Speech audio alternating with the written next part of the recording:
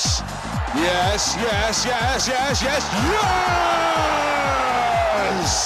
That was a goal! Goal! Striker! Eat that! And another! Bing bang, stick it in. Thank you and good night. Twat! That was liquid football! Shit! Did you see that? He must have a foot like a traction engine. Goal! Forever, whatever the weather, the streets are out. Oh, you can do better than that. Yeah, I know. It was all. That's the intro to next season's pod. It was all a trap. Yeah. Goal! Right. Well, as intros to podcast go, I think that'll do. Two Arsenal fans singing out of tune. So, yeah, welcome to the Liquid Football Podcast end of season review. Arsenal, Arsenal, Arsenal. If you didn't want to know the results, look away now. So. Yes. Sorry, do you classify that as spoiler alert? Yeah. I think that might. Well, I'll put this up on Tuesday, so it gives people a chance to watch it on Netflix. Anybody yeah, can. it's only fair. So I hope the microphone caught all of that. we are quite literally all of us are in the room. Myself, Jonathan, we've got Kira, we've got Neil, we've got Bertbot, we've got Dave, we've got Aaron. Literally, the entire gang is here to watch the end of the season. And I know we were talking previously on the last episode that anything that happened, we could have all gone into the final day. It was all nerve-wracking. It was all this, that, and the other. Thankfully, it didn't. Didn't fucking happen in the end. Bournemouth did everyone a solid and pretty much served the Premier League title well. In fairness, you did do your bit and won the crucial matches that you needed to do against Burnley as well. So it all worked out well in the end. Yeah, after losing 2-1 to City, we decided no more losses, and we won the next 4 games without conceding a goal. Imagine that. And like winning matches. We won the next 5 games because we just beat Crystal Palace, but we did concede a goal. Yes. So that was Kepa's fault. That was Kepa's fault. Which, as we all know, feels like a loss to an Arsenal fan. Yeah, exactly. But yeah, this is it. Arsenal have actually won the Premier League. Shots on target feel like a loss to us. We don't like that either. You know? Exactly, yeah. And our keeper had to make a save. It's the one fucking woke nonsense. So I thought the best. I thought the best. This so the microphone. Yeah, exactly. Yeah. I thought the best way to start off this pod is by rolling us back to the start of the season. Oh God! And reminding everyone of what you all thought the Premier League was going to end up as. So I will refer you to our second screen here. While you were all celebrating, I tallied up the scores to show what you thought the season was going to go and who actually wins. So here we're gonna go alphabetically, right? So first off,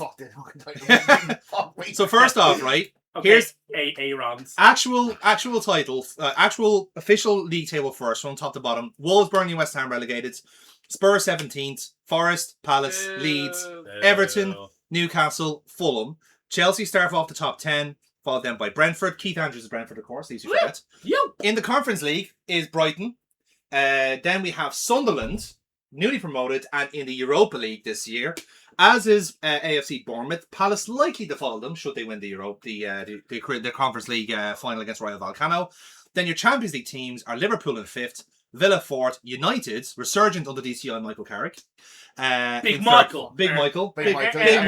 In third place. Manchester City runners up in Pep's last season, by the way, that we need to talk about as well.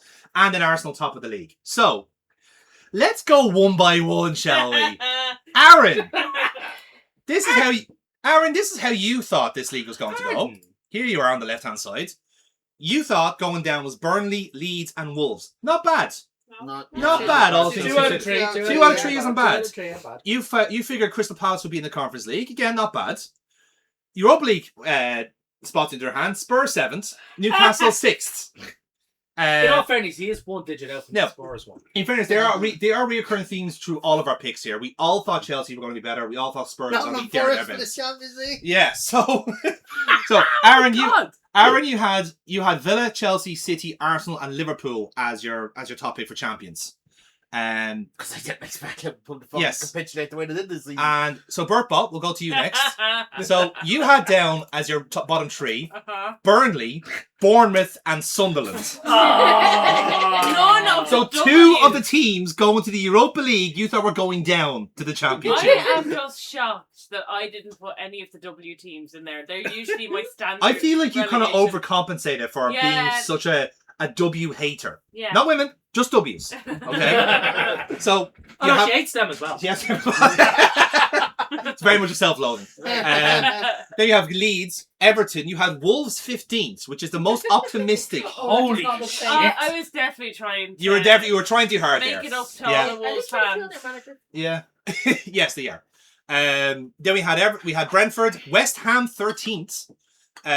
Obviously, we know they would go down in the end. Forest, United, Fulham, Newcastle, Palace. Also, you thought was going to finish 8th. Right, he just wants to get in there. Look at Yeah. We are watching the celebrations as we're doing this. And So Ian Wright is fucking turning it up. yes. Right, Burbo, you thought that Spurs and Villa were the Europa League teams this year. Jesus. And your top 5 was Brighton.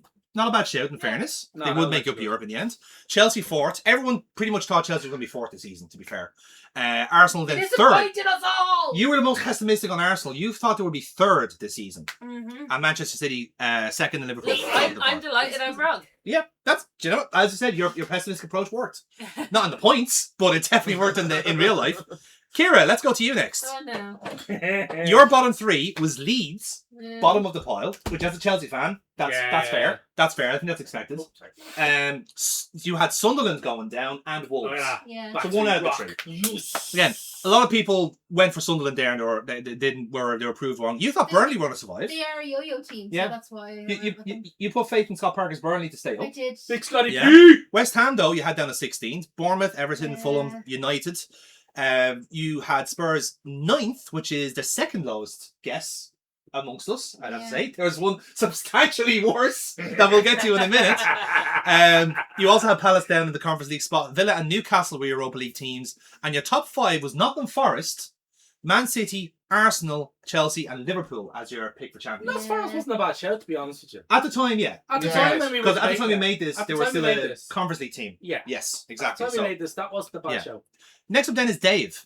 Dave, bottom 3. Hello, You Dave. had Hello, Dave. You had Sunderland as your bottom team. Mm. You had Burnley and Leeds joining them. Wolves and West Ham you thought were going to survive. Then you had Everton, Fulham, Forest, Brentford, Palace, Brighton and Bournemouth. Man United were your Conference League team. Villa and Spurs after that then. And your top 5 was Newcastle, Chelsea, Man City, Arsenal, Liverpool. A lot of people went for Liverpool this season based off the transfers, obviously, between Wirtz, Ektik et al. My picks were Burnley, Wolves and West Ham to go down. So I was the only one to get all 3 relegated correct. Time traveler. You changed Yeah. that. You changed that. There's no way you did that. I No. saw him doing I had Sunderland down to survive, Leeds just about, Brentford as well. A few of us were pessimistic on Brentford because of the Keith Andrews appointment, but obviously we were proven wrong there. Hey, Bournemouth, Keith. Palace, Forest, Everton, Man United I had down as 9th. Fulham I had a big hopes for as well. Not quite proven wrong there, but anyway. I had Brighton successful as Conference League winners, or placement holders, I should say. Newcastle I got wrong. Villa, I definitely got Spurs wrong anyway at 5th. I had Chelsea wrong in 4th. And then I also picked Arsenal to win the league. Ooh. With Liverpool 2nd and Man City 3rd. Fix. It's a fix. Wait till you see the scores. Then we have Neil's picks. So your bottom 3 were Wolves, Leeds and Spurs. Oh. You had Spurs to go down this year. And you were proven almost right. Almost. It went down to the final day. I had them in 18th as well, didn't Yeah, I? you did have in 18th, yes. Sunderland to survive, Burnley to survive, Everton, Brentford, United you had down at 13th.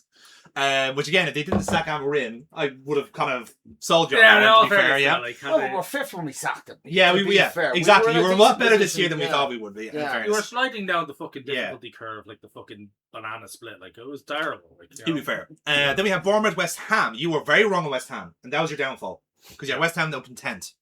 Then you had Palace, Fulham, Nottingham Forest, your Conference League team, Villa and Brighton. You also had Newcastle in the Champions League spots with Chelsea, City, Liverpool as 2nd and Arsenal top. I also then took as our two little controls what the journals thought and what ChatGPT thought. Yeah. Yes, we did. ChatGPT. There was variations of a theme. I won't go through all of them because they'll be up on screen anyway. But ChatGPT fucking hates Bournemouth. 20th. 20. They had them bottom, and that was ChatGPT's downfall because they were doing very, very well until the bottom three, which is Bournemouth, Leeds, and Sunderland. So they were way off on that. Way off on that, yeah. They had Liverpool down to win. Arsenal second. They had Chelsea down as fourth. Spurs in the Conference League spots as well. So they were thereabouts. The journos very kind of like as you would have expected. In fairness, very very sensible. They had Sunderland to go down. There was a one mistake on the relegated teams. They thought West Ham was going to be safe, but they were not. So Raya grabbing a camera there. Yep. So I'll go down to our other extra bits as well because we did have other little spicy ones to throw into the mix. So what's up with Raya's nose? Jesus Christ, just noticed that. Because he had he got a kind of broken he had facial reconstruction back when he was at Brentford. Oh right. So Aaron, we also went for like guesses on Golden Boot, Golden Glove, a manager sacking, a manager appointment, cup winners and Champions League. So Aaron, you got the Golden Boot and the manager sacking correct. You picked for Haaland, and you got Graham Potter sacked. So congratulations to you. Unfortunately, he managed Chelsea, didn't he? Yeah. Unfortunately, you picked Ederson a week before he got sold. So hard oh my god, the fucking look That's is like such a fucking dick. Yeah. You also went for Man United to win it. You couldn't have just went. Okay, it's the transfer market. Yeah. You didn't get some. No. You just went. No, fuck him. Here's the thing. I was being a joke there because I put an asterisk there because you said Ederson or whoever the Man City goalkeeper is, which would have been Donnarumma. So in fair, I kind of stick you up there. You can't get to say that. Yeah. You did. So, what he said about that fan base? You did, however, You did, however, as a cup winner this season, Manchester United, which didn't go well, as we know. So we'll be talking about that later. In terms of Warriors. Burpbot, the only one you got right in whole this was the Golden Boot, which was Erling Haaland. Yeah. You were hoping that Keith Andrews would be a manager sacked in the league. I know, I wasn't. Well, you were expecting it. You were expecting it. I was kind of like expecting. Jonathan's around everyone. Your manager to arrive in the league though was Paolo Di Canio. Which I feel like was maybe a protest vote or something like that. Maybe you're looking for. I don't know. Could you imagine the chaos he would have brought? See, that's why Spurs. Spurs.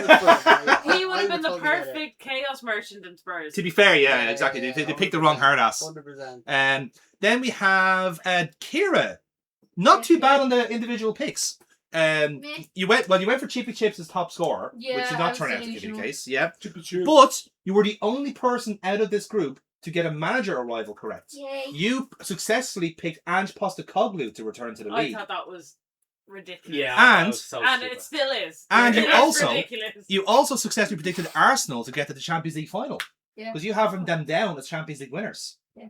So there you go. Ooh. Yeah. How about Why that? not? No, you don't actually. You actually have Bayern Munich down as Champions League winners. To be fair. Yeah. Yeah, I kind of get it. Dave, on the other hand, what you have is Erling Haaland as goal scorer. I never got your Golden Glove off you, so that was not going to qualify. Okay. You got Ruben Amorim sacked. So congratulations on that one. I'm proud of that. It's because of you. He was sacked. Yeah, exactly. Yeah, it wasn't his shit tactics. Yeah. Ruben Amorim. Yeah.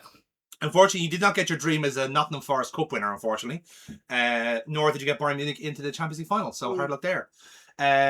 Then we on to myself. The only two I got right, I got PSG there as well in the Champions League final. So Erling Haaland was my successful pick for Golden Boot, and I got Golden Glove with David Raya and PSG in the Champions League final. Then we have Neil. The only one successful you got was Scott Parker. That was the only one. I relied on Big Scotty P. You never let me down. You did. You were hoping for Ralph Hasenhüttl to come back to the league. Did not happen. I remember that. You also went for Victor Gyökeres, top goal scorer, which did not happen. Is that what is where we got less than 10? I think so. Yeah, I think that's what that came That was from. probably the birth of the lesson. And you also thought Man United were going to win a cup this season. So in fairness, I did. Serves me right for yeah. fucking put my trust in those cunts. Yep. In terms of takeaways from the journos, they also got the Golden Glove, Golden Boot, and the Champions League winners right. Journos, this is kind of a pick between the Guardian and the Athletic. They were hoping Gareth Southgate would return to the league, which didn't happen, thankfully. I think the thought was probably United, yeah, exactly, yeah. It was so, like, to be honest with you, all signs were pointing to that. They were at the time, yes, exactly. I would have loved that. ChatGPT, their picks were reasonably balanced, actually. Well, reasonably, right? Because ChatGPT reckoned that Daniel Farke was going to be the first sacking, which is that was the prompt I gave it. And to be fair, and at the time, it was likely, and then he locked the fuck in for 10 weeks. Exactly, yeah. Got the Golden Glove and Golden Boot correct, and also the cup winners. The only one successfully think that Man City would win a cup, which they did the double. However, they did think that Mauricio Pochettino was going to return to the league as Brentford manager. A lot of people did that point. And they also thought that Liverpool would do not only the Premier League, but also the Champions League, which is not the case. So, points-wise, in ascending order, Kira, this is a points is bad situation. You're on 101. Burtbot, 96. Woo! Not last. Neil, 88. Yeah. All ChatGPT 85. Oh, Aaron 82. Aaron. The journalists 77.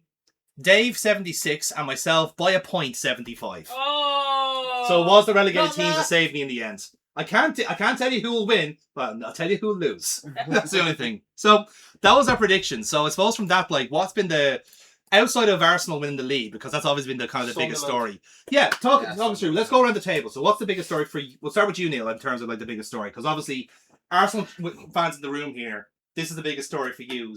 Massive weight now off your back. And was it now 23 years waiting for a league title? 22, yeah. So talk us through what's the emotional part of the brain saying and what's the rational part of the brain saying? It is, yeah. 22. The Invincibles was the last league title. The Invincibles was the last time we won it. Yeah. It does not seem that It is literally an entire lifetime. Yeah. A good generation of Arsenal fans don't remember it. So it's incredible. Loving it. No, happy. Hasn't really fully sunk in. It hasn't really fully sunk in because we still have the Champions League to go on. It's true, your season's not over yet either. We won it while not being on the pitch. Yeah, that's true. Yeah. We were saying that is part of my inability to kind of grasp watching the celebrations here it's starting to sink in. It's just I think the story of the season has been resilience from our team. The kind of expectation that we weren't going to be able to hold on to the lead that we had, that we were going to bottle it, but which they nearly did. It was looking very dangerous. I think the best example of this team was we lost 2-1 to City, and everybody thought that was it. You fucked it. It's done. Bottle guy was getting fucking memed to Christ. Yeah, and that was it. And the team went and we won our 4 remaining games. We won the 4 next games. 3 of them 1-0, 1 3-0. We beat Fulham 3-0. We didn't concede a single goal in the next 4 games. No, you stepped up. To be fair, you stepped up. But considering your history, you lost against City. People were memeing because they zoomed in on Declan Rice when he was in the middle of the pitch going, it's not done. You're saying it's not done. It's not over. That's it. And everybody Deco, mate, it is. And we're lifting the trophy right now. I think it's a reason to buy stuff, Law, because a lot of the kind of stuff does end up going the other way. I'm reminded of the Stevie G slip.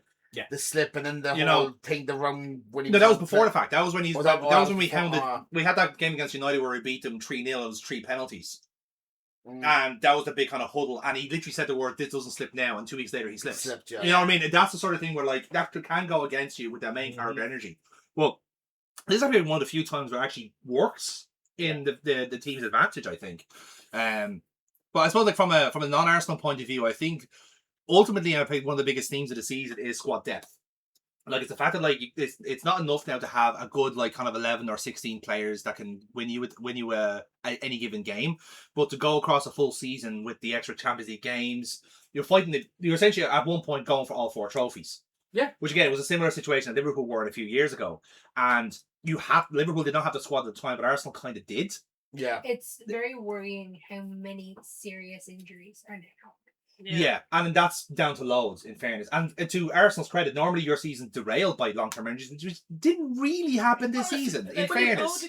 A lot of the periods where we didn't play well and we weren't convincing, we weren't winning with conviction, is the matches that Odegaard missed. And I know he's been getting a lot of stick, but I kind of said it on the pod before, and I said it in conversations, that like when we play well, Odegaard plays well. Yes. And like he's kind of. I'd say with Saka, really, yes. Yeah, and like Saka plays well when he has Odegaard to feed off. Yeah. And like that link was taken off us for a lot of the season, so we were scrapping and we were kind of using Manueke in a different way than we would have used Saka, even though they're playing in the same positions. They just have different styles and different techniques.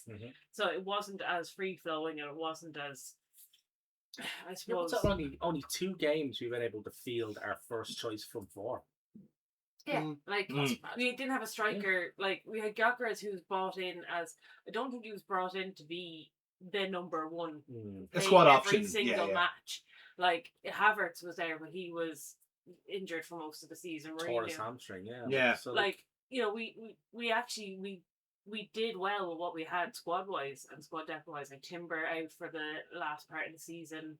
I do think Odegaard was our biggest miss during the season, which sounds weird since we won it, but like I don't think that kind of moniker of bottlers or kind of the stress that we would have been under would have been landed on us if we hadn't. If Odegaard had been fit the whole way through. I think our biggest losses were kind of like our fullbacks. We haven't been able to deploy any of our fullbacks as often as we'd like.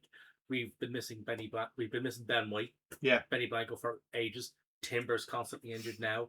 Calafiori in and out with injuries. I mean, like, yeah, we got out of it with squad depth, but like, it's the team play. Like the team that play with Calafiori and Timber as our fullbacks, it's a fucking shit side difference. One of the tactical things, one of the tactical things that's really stood out for me this year is the death of the wing back. Yeah, it's all gone back to the fullbacks now. And funnily enough, like we were getting abused about having to buy left back, constantly buying left backs. Thank God we did. Thank God we did. And now that we've shifted Miles Skelly back into midfield, midfield, we're gonna have to buy another left back. Which is what we like to do. We love it. Bring on your LBs, baby. Again, it's not even a left back. It's a full back you're doing. Yeah, because like the way you play them, it doesn't matter no matter what side you play them on. You're doing the same job. Yeah, I think. Ever since he sold actually called to us. Yeah, that's a good point actually. I think because Nacho was the most natural left back you had for a long time. Yeah, but even then he was very limited. I think what Arteta's done is he's gotten a lot of value out of utility players, players who can do multiple things at multiple positions.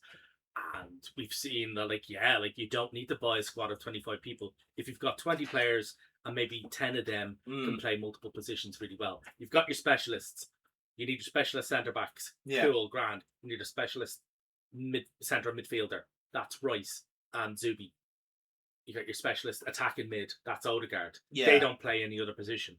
Everybody else, you can rotate in and around. Yeah. I know we like Havertz up front, but he drops back. He's quite good. He gets everybody else into the game. No, I'm delighted, but we'll see.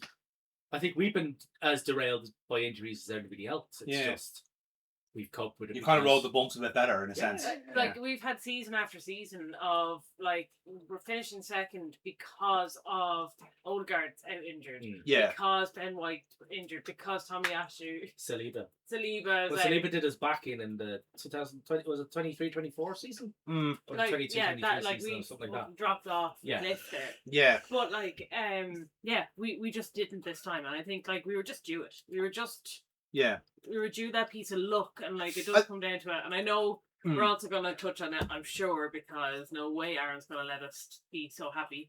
But P2MOL have a lot of say in this season for every team involved. It's been a compilation on Twitter. Well, it's fascinating because I think at this point last season, or we weren't doing the pod last season, where Arsenal did come quite close, but it was that kind of thing where like these were in it but not really in it. That kind of makes sense. And because Liverpool were so far ahead at certain points of the season, that didn't seem like much of a race, even though you were kind of the second best team in the league for a little bit. It was like when Ole came second. Yeah, exactly. Yeah, we came second, but it wasn't a competitive second. Yeah, but like we said at the time, what this team clearly needed was a striker and a backup for Odegaard, and you got that in Eze and Gyökeres, and it was very evident that like there were certain matches. I'm thinking of the North London derbies in particular, where Eze stepped up and became the main guy, and every now and then. You have a game like that where just someone steps up and becomes the main guy, and I think that is the kind of the biggest reward for Arsenal building such a quality kind of outfit over the season, was that you'd have somebody step up and get that kind of option, which is interesting in that respect. But I suppose on the other kind of side of the coin as well is this kind of does mark the end of Guardiola at Man City. Clearly as a response to losing 2 leagues on the bounce. Yeah, he couldn't 2 respond, leagues out, and barely in the Champions League. Carrick, and then realising can't work with him. Well, I suppose like it's I suppose it was kind of signposted early enough in the season because that was ultimately why Chelsea sacked Enzo Maresca, because he will be the new Man City manager for other purposes. Well, he openly stated the reason why he was fired was because he went to the Chelsea hierarchy and said, because under the terms of his contract, if he speaks to other clubs, he has to inform them. Yeah. So that's what he did. He went and he spoke to Man City about taking over from Pep. And then he had to go to the Chelsea authorities and say, I've been talking to Man City about taking over. And they were like, okay, then get the fuck out. Which was probably the thing that shot him in the foot. Overall. Their season was going so well with him. It was going fine with him. And then they were just like, do you know what, this is going too well. Fuck him. And just sacked him. But again, there was other elements of it as well, where like they had clear intentions of selling players that he was relying on and stuff like this. And there was other stuff going on, which we'll touch Chelsea later on. But, we have to. We do. It's very funny. But it's not a company. Punishment panda. A panda has been thrown, ladies and gentlemen. But thank you. Yes. So how do we unpack then the Pep departure? Because this is a sort of thing where like this could be like so long, farewell, I'll do this and get the fuck out. Yes, good riddance. Get out before the charges catch you. Good riddance. But unfortunately, the thing about Pep is that we're never going to make a decision on this journey. History will only remember him as a great coach, and while he was a very good coach, he will not be remembered as the checkbook manager that he is. You know, he's always had a ready-made team. Or the money there. They're going to ignore the fact that he went to Bayern Munich and couldn't win the Champions League. Yeah, he made them worse. You know, he made them worse. You know, they're going to ignore lots of the stuff that went on that he never. Like, people are always saying, it was like, it was many years ago, it was like, who was better? Was it like Pep or Jose? And I was like, I think Jose, because can you imagine Pep trying to do what Jose did with that Porto team? Yeah. Never Pep fucking do it. What Jose did with that Inter Milan. Never be able to do that. Not a hope. Yeah. You know, not a hope. It's a curious one. It's like Pep is always one, like, because he's such a perfectionist and has to go for like such kind of high quality, highbrow football, he can only do it in the place that allows him to do it, in a sense. I think some kind of like elite coaches are like that. They need to be in an elite environment to play the best football. They can't just manifest it in a sense. Because like again, I think that's a quality of certain managers to be able to get the best out of certain players. I think that was always kind of Klopp's quality, is to kind of turn shit into diamonds sometimes. Whereas Guardiola needs to kind of work with high quality like resources to begin with, you know. But again, he also needs to work with Yesterday. That's also a good trick. He can't work in a club environment that ever tells him no. Yeah. No, not even that. Players. Yeah.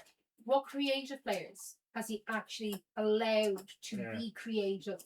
Should we kind of ruin Jack Grealish? Yeah, the amount of creative players that he's actually ruined. Like, again, Grealish just disappeared. Because he doesn't know what to do with them when they don't fit into his box. Exactly, yeah. It's like he was... It always makes me think, why fucking sign him? Exactly, yeah. This is my absolute bugbear with managers.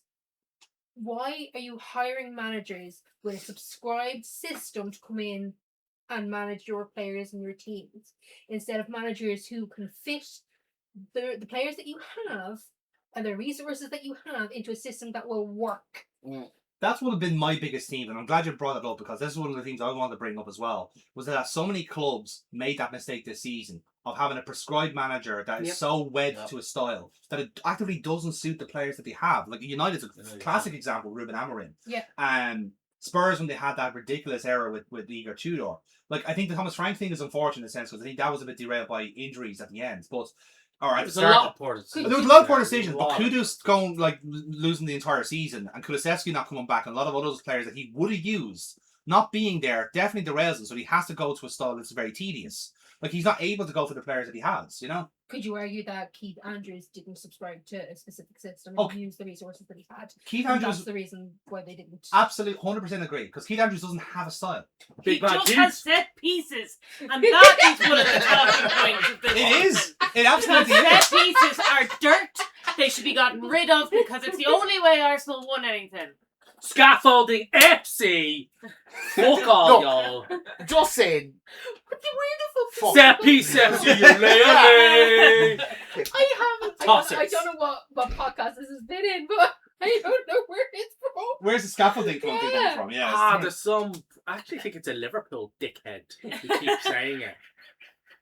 Is that ball guy? Is it? No, it's not. It's not Fester, no. It's not Fester. Okay. I'm drawing that By the way, conclusion. I fucking know can't that stand one. either. Did you hear what happened with him? Oh no! What Yeah, happened he's taking a kind of a. He's taking a sabbatical. He's taking a mini retirement because he sourced like threw him under the. Well, his source basically said the Slav was getting sacked, and he announces it, and then he has to roll back on it because it's not happening. Yeah. So he was just like, I've got to take a break from my mental health. Yeah. Because he is fucking mental. Big finger quotes there. Yeah. Well, but no, what's alternative MUFC gonna do without Fester? I know. There's a funny That's little like ball man to 90% of his content. Exactly, yeah. That and Foden's mum. Yeah, I was about to say, you can't lean into Phil Foden's mum that much, you know? Yeah, you get him smashed in the face. Well, no, I'm glad you mentioned about the coaches though, Kira, because that has been the reason why a lot of teams got derailed this season. It's been a bugbear of mine for about 10 years. It has, and I think it's kind of come to a bit of a head because one of the themes I wanted to kind of bring across was that this whole idea of the Big Six is well and truly dead in terms of performance-wise, because Spurs have not been that one club. of them, the Big Six, is dead. I honestly think the whole idea of it is gone. Because we've been saying it for a couple of years. There's always been those kind of teams that have been quite comfortable in the mid-table, which again will be your Brightons, Villas, Crystal Palace, those type of teams, Fulham. Now you've got Bournemouth. Now you've got Brentford and some of these other teams. Now Sunderland is actually there now as well because they're going to be in Europe next season. And what they've done very, very well is just get their recruitment nailed on. But they've been able to, because they have such kind of riches in the Premier League, they're able to just sneakily buy those kind of players that are under the radar for other people. Well, like some clubs are saying, I can't buy him because he's too young, or can't buy him because he's too old. Grant, I'll go to Bournemouth and give him a year. Yeah. So like you look at the players that are in the Bournemouth team. Like you mentioned Krupi there off the mic. Junior Krupi, yeah. Ryan is another one. Like these are blue chip fucking players that are able to just get easy Premier League minutes at a team that is absolutely safe enough to not get relegated because they have a good technical manager coach. They've got enough teams that are worse than them that they're not going to like take a massive hit. Like if Bournemouth sold like their entire backline last season and they managed it absolutely fucking perfectly. They're going to probably get their entire front line sold next season and they're probably going to manage it perfectly. So I think it's interesting that like that whole idea of like there's like a mini league between top teams and then everyone else. I think that's long dead now. Because you see by how like the points are shared among like the point share is very interesting. Like Bournemouth took points off both us and City. Yeah. Well, bear in mind, right? If you were to compare it, right, I think there's like about a 6 or 7 point gap. There about 7 or 8, whatever. I think it was something along those lines between like say the European teams and the rest of the league. Yeah. This year it's 1. Yeah. You know what I mean? Like that is literally it's nothing. Like Liverpool's Champions League safety was not guaranteed until today. But isn't that what we wanted? Yes, absolutely. At one point, even when Ruben was in the job, there was like if we lost the game, we could have been 14th. If we won it, we could have been 3rd. Yeah. That was Newcastle today. That's the thing. You wanted a competitive league. Like you don't want a team. You don't want a league where the top 3 or 4 or 5 are prescribed. Are just steamrolling everybody else. Or when the league is done by January. Exactly. Yeah. Bournemouth away are taking fucking points away from Man City. Points off the most expensively assembled squad in fucking footballing history. That's what we wanted. Question: do we know who their scouts are? Who? For the likes of Bournemouth and Aston Villa. I think it's a game. I think it's one of the case what John's put up there. In that he's like they have the opportunities to go. Right, well we'll field this guy. We might lose points. But they're also functioning by not just looking at Premier League and the Championship and the EFL. They are looking abroad, and in order to do so, they do need to scouts. So one of the biggest things about those clubs, I mean, I think this goes back to the kind of financial kind of like strength of the league, is that even all those kind of comfortable middle like class teams, they all have a feeder club. So like, so Bournemouth, for example, would have Lorient as their feeder club. So like, I think like 2 of their main kind of like players have come from like from Lorient. I find it later on. Was he lost? Move my fucking phone. No idea where it went. It's grand. Is it on silent? It's on silent, yeah. Is it on vibrate? Yeah. Why is it on vibrate, you fucking perv? Oh, now we know where it is. Oh, now we know where it is. Yeah. But you need more than a niblick to get that one out. but But even like Brighton have a feeder team as well. They've got a whole structure. Like they've got US, like the Belgian Bloom, team. though, that's It's Matt Bloom, and now he's got Hart and all that sort of It's stuff. not what Chelsea tried to buy. He just tried to buy all of it. Essentially, yeah, they got Blue Coat as well. Yeah, so like Chelsea trying to do that You're system. making it now. Like basically Chelsea have that whole kind of process on steroids, and it hasn't really worked out for them. So it's kind of interesting how like you can't really scale up an operation like that. You have to fly under the radar. I have no idea. Yeah. Has it I gone wait to the for- side Check the of the side. couch? Yeah. Do the They're digging. warning. It Do does the go- digging. goes down Can quite this Oh, be what is edited it? out? Oh no, it's staying in. Oh, that's staying in. No, it's staying in. that's got staying. Yeah. No, that's Aaron totally is staying in. like wrist deep in your couch. Will be the first time. As Adam digs his hand into his lower colon. He went to check it out. No, I love how there's no video proof that I didn't do that either. This is the best fucking thing about that show. You are close to the mic though, so you're giving us Yeah. some great ASMR. Yeah. Look, it's gone. It's fine. It's gone. Don't want the ASMR off his. It's fine. I'll find it later on. Okay. You can tell he's on ADHD meds, can't you? I don't need my phone now. It's fine. I can pay attention. He stored his stash. Just be sitting here now and around going. Yeah. He's stashing his meds up his hoop as well. Yeah. Yeah, exactly. They are actually suppositories. They are that checks out. supposed to be. Yeah. So, You can swallow that. sticking to the kind of trends of the league then. So like I was kind of mentioned about kind of the middle class kind of swallowing the elite whole. So like Newcastle, not really an elite team. That's kind of they've been. But that's kind of only because struggling a little bit as Saudi well. pulled out. They have sold out, yeah. But Saudi again, pulled out, yeah. leaving them not pregnant. yeah. So, So I like- mean that's it's not great for them, is it? No. And now it's they're not. looking at selling players like Gimaresh and everything else. That team is Tonali, good. apparently. Tonali, Yeah, yeah. exactly, you know. So they're going to be good in the midfield, so they're going to have to step up and put some money in this summer. Yeah, They exactly. don't have to pull it out of everything. Like that's the thing. Like the sports watching isn't paying off anymore. No, Because No. everybody knows what they're doing. not even their Super City. I think their Super City whole thing is stalled as well. The Neon place. That's where Lacazette is apparently. What was the name of that team again? What was the name of the whole thing called? Neon. Was it Neon? Neon. Neom. Yeah, Neon. Oh, right. Okay. Yeah. Like I said, they founded a football club as part of it, and they recruited the likes of Lacazette and a few other kind of players from Syria as well. Yeah. And they're all just not going anywhere with it. It's mad. Yeah. Dave, you mentioned Sunderland as part of your kind of trend for the season as well. So is that kind of a wider trend, or is it just kind of specific to Sunderland? What's kind of caught your eye in the league generally? I think it's been happening for the last, I'd say, 3 or 4 years. Yeah. Where you've got teams who are teams now. Yeah. Teams are starting to build the wins up and get up higher. Mm. Because teams that gel well and are not as superstar focused are starting to do a lot better than we think. Mm. Because the tactics are being believed. They're buying into the philosophy of the manager. And that's why these teams are going up into Europe instead of getting relegated. That's not even in the Premier League. You look at the top teams across Europe. You look at Paris Saint-Germain. Mm. Who ditched possibly the best player Yeah, on they got rid planet. of Mbappe, they got rid of Messi, brought in Kvaratskhelia, and then all of a sudden they win Champions League in the second final in 2 years. And banking on Parisian talent as well, by the way. They become a very French team. Exactly. Which is a huge thing for the league as well. Yeah. So there's other teams across the continent that are starting to look in and buy into this. You know, you look at Hearts nearly winning the Scottish Premier League. From recruitment. And you look at the wage gap there. You're talking the highest paid player in Hearts had $7,000 a week. Yeah. Highest paid player at Celtic at 50. I just saw that the You know, Shankers you and look talks at- of Rangers, See and that's that, only like, because of the maybe- Yeah, wages. Derek McInnes has always been a phenomenal Scottish football manager. Yeah. And when they got him in, I thought we're in trouble here. Yeah. As a Hibs fan. Because he got very close at Aberdeen last year, didn't he?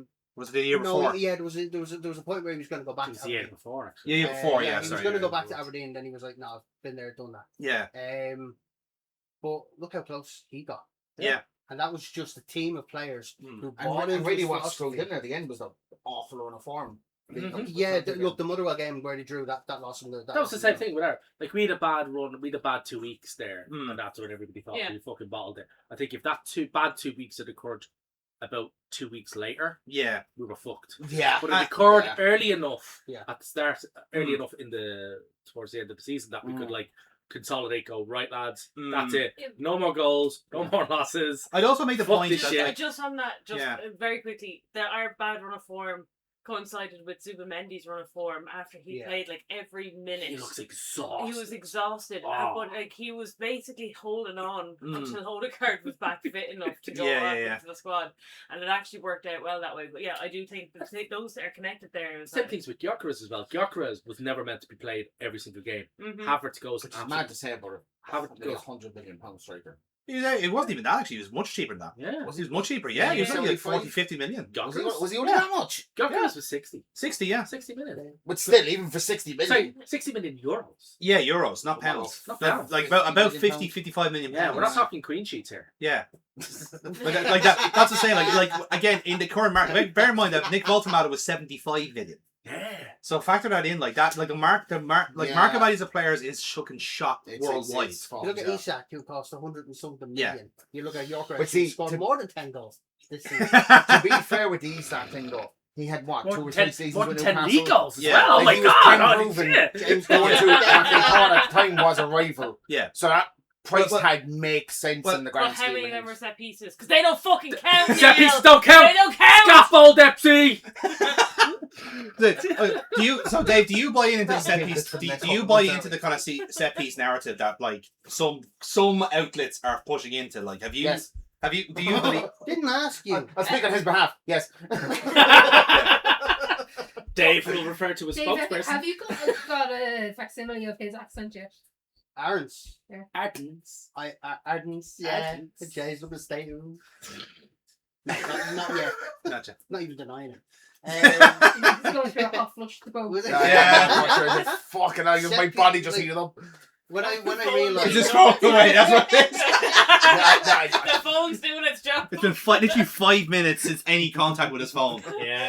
Oh god. Between that and the vape, who knows? Exactly. But buzzing off the hook there it is. Look at it. When clubs started hiring coaches specifically for set pieces, and like I think the originator for this was probably Austin McPhee. Yeah. With Scotland and with Hearts, when he was just solely like you're just set pieces.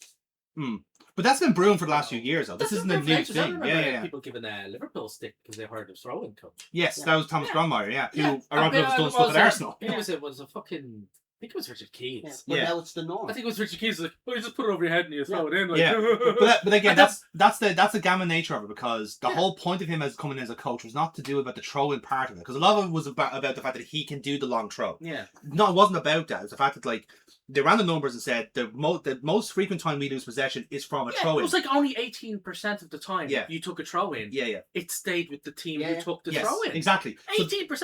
That's I two. believe it. So again, it's that same thing where like if you notice now, everyone who takes a throw in, again, a lot of stuff was made about Arsenal doing this in particular. They aren't the worst offenders for this. Actually, around the numbers, it's Brentford that do it the most often. Which makes sense, I suppose, with the manager Set they just brought in. No, it's not that. It's the fact that like it's become a thing generally.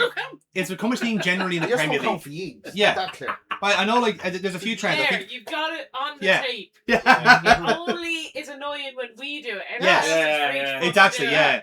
But like it's again it's that kind of thing where like it feels like Brentford have an excuse because they're not a league like contending team, whereas it's expected a league contending team have to play better football, which is not true, because the season that Liverpool won the league was probably the most tedious style of football we played on the club. But the reason why it worked was because we played a little bit slower, a bit more control, with a bit more clinical finishing. You don't win the league by being fancy. You don't win the league it's by I know it being sounds functional. stupid, but you don't win the league by taking It's not even stupid. It's actually proven. In 22-23, we played mercurial football. Yeah. We were fucking blitzing cunts. Yeah. Finished second. Mm. And then I think that's when Arteta went, right, haha, Wasted energy, essentially. you've all had your fun. Yeah, now Fuck we this just shit. fucking We're lock gonna it down, we're gonna shut this down. Yeah. And it's gotten to the point now where he's drilled his Arsenal team. What he's developed as an Arsenal team that only need one goal. Mm. We Which scored- is the hardest thing to which- coach, that's the incidentally. thing. Which, It's a to very be hard fair, thing to coach. was what United did a lot in the 90s and the early Very 2000s. Ferguson style, yeah. We only need one goal, and that's it. We score first, you're done, and that's how it's like thinking. Like, you know. Which is again, it's fun. Yeah. Ferguson won many titles based off the fact 1-0 that to the Arsenal is a famous... It's a George. We've been Yeah. thinking that for George decades. Yeah, it's been well established that like this whole idea of like Arsenal being a pure football team is a myth. If that was a Wenger thing. It's been Historically, you've always been Wenger was the yeah. one that brought in Henri. And, Yeah. and Eventually, created Arteta's this reverted to the invincible traditional team. Arsenal. Yeah, exactly. It's fascinating, yeah.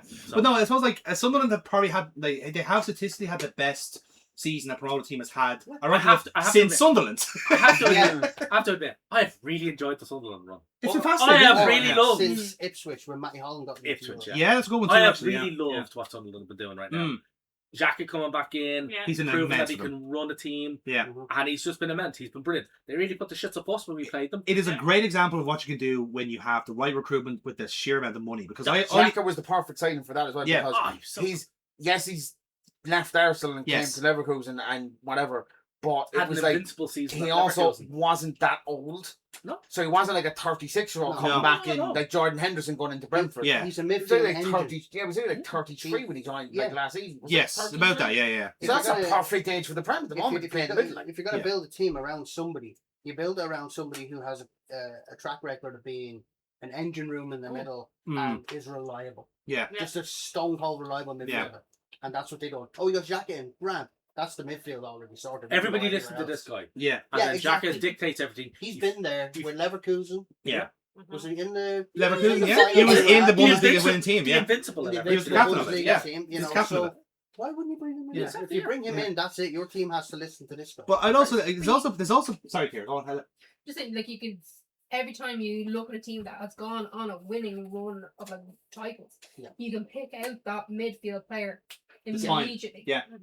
And the ones that go on their really good run have it going through goalie, defender, midfielder, striker. Yeah. All those really intense players that are committed. And again, Sunderland have that. They've actually done one really well because some of it's a mix of the players that got them to League One and the players they brought in. So their spine is Bruce, who's a brilliant goalkeeper.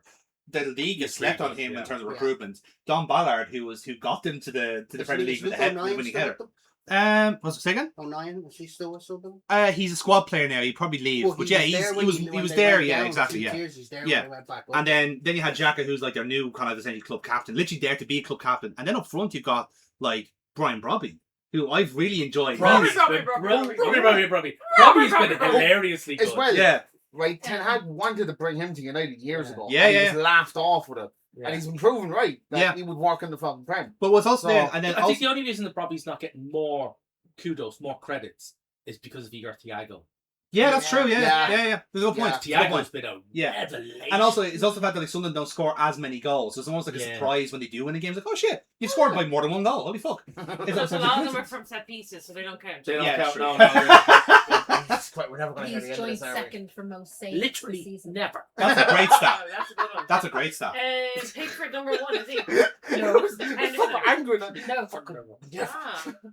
Oh, that's actually, this is not in the quiz, but I'd like to hear this. What's this? The keeper with the most saves this season. Because we were having this conversation about the Golden Glove. The Golden Glove should not be the person who's put in the most saves. It should be the most saves. So this comes from our discussion of the WSL, where Hannah Hampton got Golden Glove.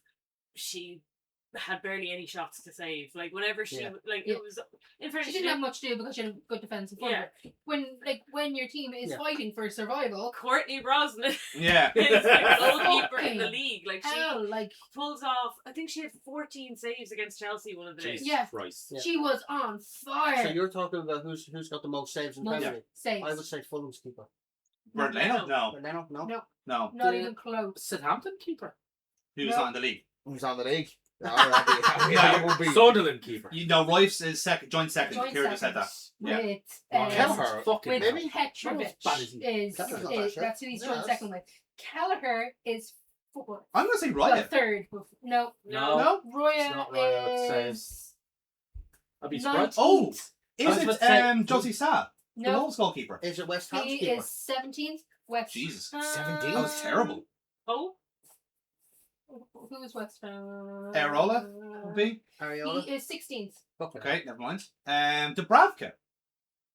Burnley goalkeeper. Yeah. Ding, ding, oh! Yeah. With 127 saves. Jesus fucking Because Christ. you get Petrovic and Royce at 109. Wow, okay. Kelleher 108. Then it was Henderson at 106 with Verbruggen. Okay. Pickford 100. All right. Then everything else underneath that is Leno and Sanchez, Martinez, Sells, Pope, Sicario, Lamin. Lamin's like Areola, under the top 10. Yeah. But yeah. Well, So- how many never said beat this? Don't fucking count! Guess who had the least amount of saves?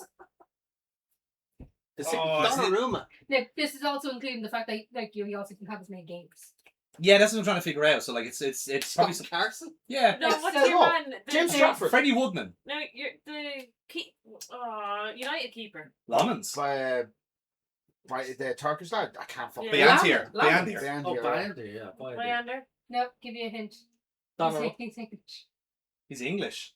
I think so. Freddie James Woodman. Trafford. Pickford. No. Pickford is 7th. Say it again, Aaron. Robert Trafford. No. James Trafford. No. Well, if it's not Woodman, then I don't know who it is. English keeper. Fuck. I think he only played like 12 games. Trafford. No, not right. No, Fraser Foster. No. Oh, that was a good guess. He played a good That was a couple good of games guess. for Spurs in the middle of the season. Ben Foster. No. Do I give the team? Give the team, yeah. Newcastle. Oh. No, shit. Ramsdale. Ramsdale. Oh, yeah. Of all people, you should know Aaron. I Right? know. To be fair, statistically, he's been the worst 24. goalkeeper like 3 or 4 seasons in a row. Yeah. That poor fucker got replaced by Not David played, Ryan. yeah. So he Fucker only went to technically shit. made 12. Yeah. 24 saves. Okay. There you go. Wow. There you go. There you go. Come to the goalkeeper talk. Aaron, what's been Just your... to completely derail your plans. He's only going to talk to To be it. fair, it wasn't in the He quiz. can't talk. So the funny thing is now, I've now lost a marker off that, so I don't know what the For fuck I'm like. fuck's sake. Stop stashing things up your hoop. Has it gone under the couch? Has it gone under the couch, Aaron? No, he's just crammed it up his hole. Right? God, my ass is not big. Come on now. Are we converting this podcast into People an have intervention? a light bulb. You know what? We'll look for it It's just later gonna be on. an It's not a big deal. Aaron, We're not you doing the have quiz to right go now. Jonathan, do we have to go It's to fine. Aaron because he's only going to talk about United? Yeah, well, unfortunately, that's what I'm Aaron saying, is why we Aaron asked is me. here, so yes, we will Yeah. go to him. So, Aaron, I what mean, was... it was the tale of 2 seasons. No, in sorry, we one. can't find United because he's cramped it up his arse. Look, United had 2 seasons in one season. Yeah, you really Bullshit. did. We had the Amaram bit where I got to see them beat Brighton at one point, which I loved, and then you had That's a highlight of the season, is it?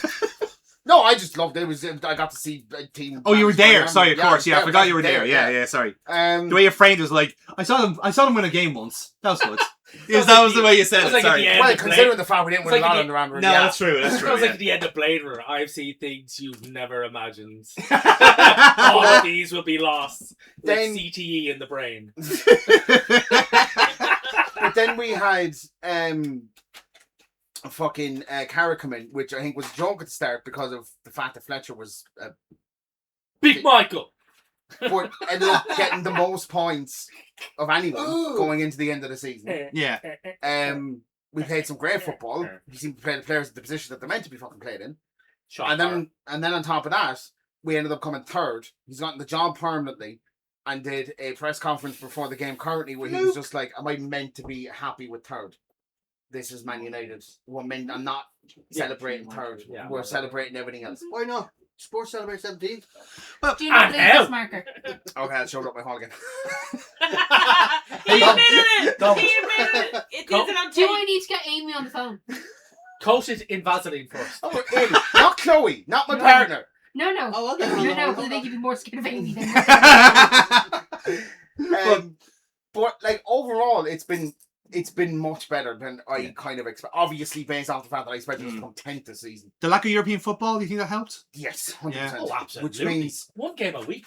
That's the reason why, like, I'm kind of slightly worried about Spurs. Yeah, I you said think that, yeah. De Zerbi is a good appointment for them, and with one game a week until the cups kick in, which is January. September.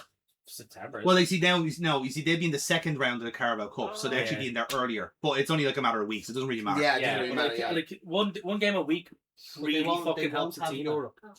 They won't have So Europe. that's going to be. That's a going to big help them as well. Yeah. But like, this is like, if I think the I'd say board- the same about Chelsea as well, by the way, because Chelsea don't have European football next season. So That's now going to they've happen got on to a they've lot. now got a game a week under Alonso, so I'd be very cagey of that Yeah. too. But, like- We said this a couple of seasons ago. Look what's happened to us. Well, in fairness, the last time you had a season like that, Conte took over and he won the league.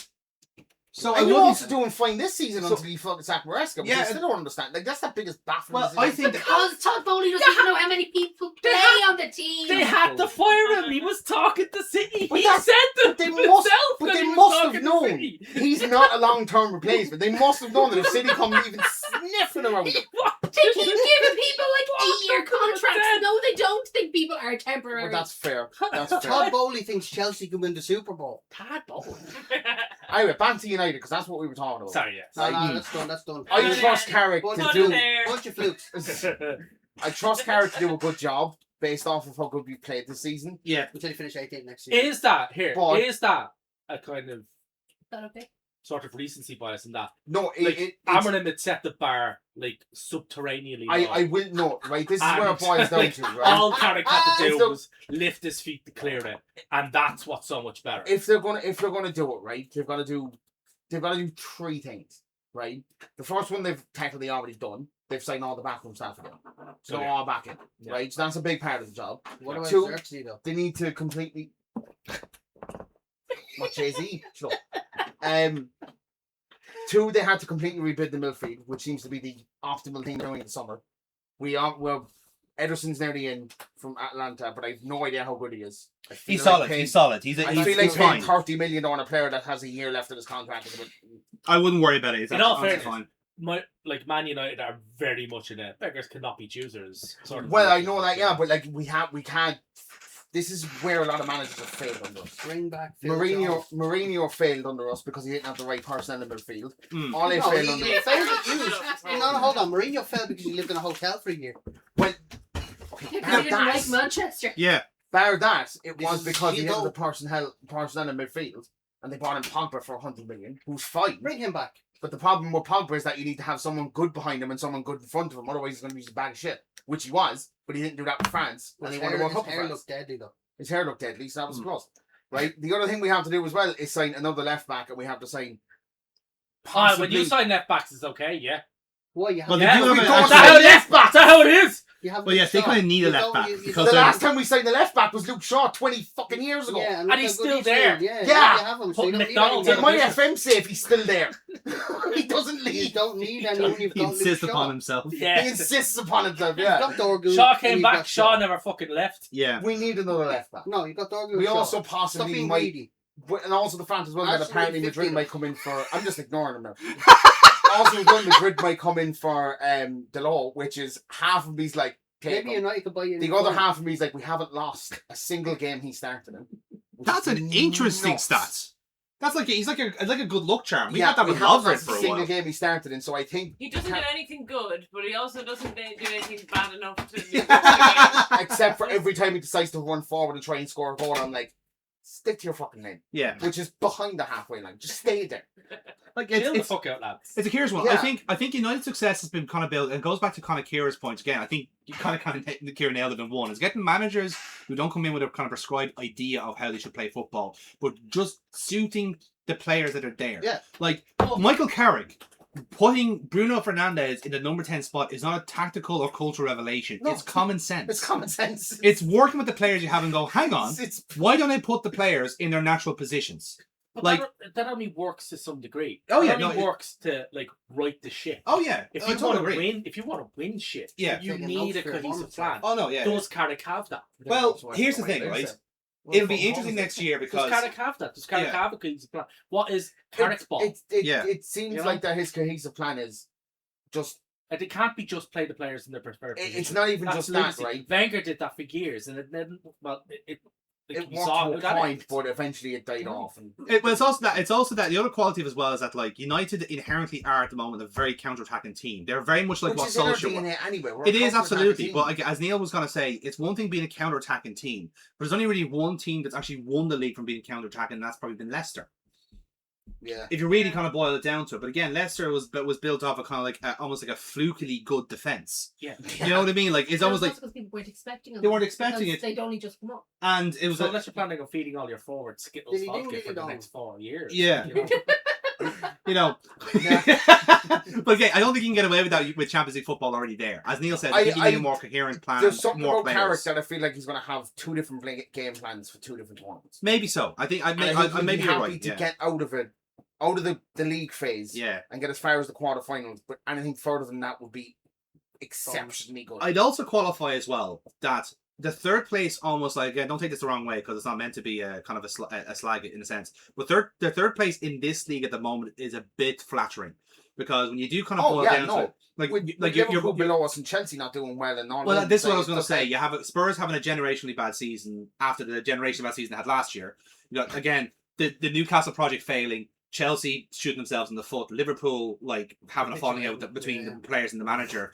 And then you have Aston Villa, who rightfully got fourth place, but also winning the Europa League at the same time, which is no easy feat because they got more air miles than they would do in the Champions League. Yeah. So it's that kind of qualification where I don't think you can sustain the performance you have now, but it's not going to yield the same league position you had this year. No. It's not. Like that's why I'm saying it's getting that kind of balance right of something. What do you actually expect next year to actually what you got this year? All new midfield. All new midfield. We need 3 new midfielders because Casemiro, for the fact that his legs were gone, was by far the best midfielder we had. That wasn't Bruno Fernandes. Which I think is a bit of a bad thing for United because I don't think Casemiro should be your best midfielder. That's why we need to rebuild the midfield. Yeah, like we can't leave this transfer window without 3 new centre-mids. Yeah, that's my kind of takeaway. Is that like can we talk about the most underrated team of the season and probably the team that's been most attractive to watch is the Aston Villa. I mean, coming fourth for the Europa League is fucking over the Christmas period. Unbelievably good. Over the Christmas period, they were the best team to watch because Morgan Rogers had the run of his life in that team. I agree with that. I think Ollie Watkins be killing it. Just consistency across the whole season. But they have been phenomenal to watch. What age is he? Ollie Watkins. 20, 30, wasn't it? 28. He's late 30s. I was about to say, I was surprised that no other teams have been like trying to poach him. I feel like he was holding off for Arsenal. Late 20s. Yeah, well, there was a huge when we were in for buying Gyökeres. Didn't he have a whole lot of injuries as well? Yeah. When we were in for buying Gyökeres, Watkins was always out. Watkins has always been there for like a next Arsenal forward because he is an Arsenal fan. But like he just the age profile, his injuries, like it just never. Great as a backup. But then again, it goes back to that same argument. It's like you can't pay him back that wage, like That's I suppose he's on a large wage. At his age, he needs to play first team football. Yeah, and not even that. But like, if you're gonna pay him to not play, you're gonna have to pay him a lot. But what different? Again, in the grand scheme of things, is not like more of a safer bet to bring someone in who you know is scoring goals, maybe granted in an inferior league. But again, he's not intended to be the main man this season. Whereas Watkins will be going in expecting to start every game. Do you know at his age? I mean, John McGinn's been a revelation. He's 30. 30, yeah, exactly. So he's older. So when you're coming to signings like that as well, right? Just to quickly go back to United. That's one signing I would like to make them in the summer. Danny Welbeck. What? Welshire. Danny Welbeck. Get Welbeck back. I'm being serious at the fact that you've been real. He had a really good season with Brighton. He scored more goals since he turned 30 than before he was fucking 30. He knows the club. He knows the stature of the club. He knows the club well enough to score against you. Because he always fucking does. When I was sitting, right, not even Joel. When I was, he's 35. But I don't care about that. He's not for that. I'm sorry, but this is very. Let's bring Ricky Lambert to Liverpool energy. I'm sorry, but but the funny thing was Ricky Lambert, so we can shout at the water. Yeah, exactly. you say that about Welbeck, right? When me and Chloe were at the Brighton game and they got that free kick, I literally turned to Chloe and went, "Watch him score this." She was like, "Why?" Because it was fucking Danny Welbeck and he always fucking scores against us. And I finished the sentence and he fucking scored. And I was like, I'll give you a counter argument to that, Aaron, right? Because myself and Kieran will tell you from watching Shamrock Rovers all season, our 2 top strikers are Aaron Green and Rory Gaffney. Both of them combined have a combined age of 72. No one is suggesting that Pats or Shells goes for Rory Gaffney because literally he'll have to sneeze the wrong way and his ankle will fall off. Yeah. But the fact that you can get, my point is, even at that age, you can get someone for a very, very good season, or you can style the team to suit them. I think the reason why Welbeck is so good is because I'd say if you actually run back the numbers, you would say that Brighton actually have one of the better midfields, and it's playmaking them. He started, of the 37 matches that he played in, he started 26 and got 13 goals. So got 1 goal per every 2 games. Every 2 games for a 35-year-old is fucking really good though. Well, that's what you do when you've got Carol and Matoma feeding your ball. But it's handy and if you Baleba and Hinselwood. You don't need to get Welbeck. You need Matoma. No, it's Matoma, it's Minte, it's Hinselwood, it's Baleba. Those are the suppliers. I bring in Welbeck, right?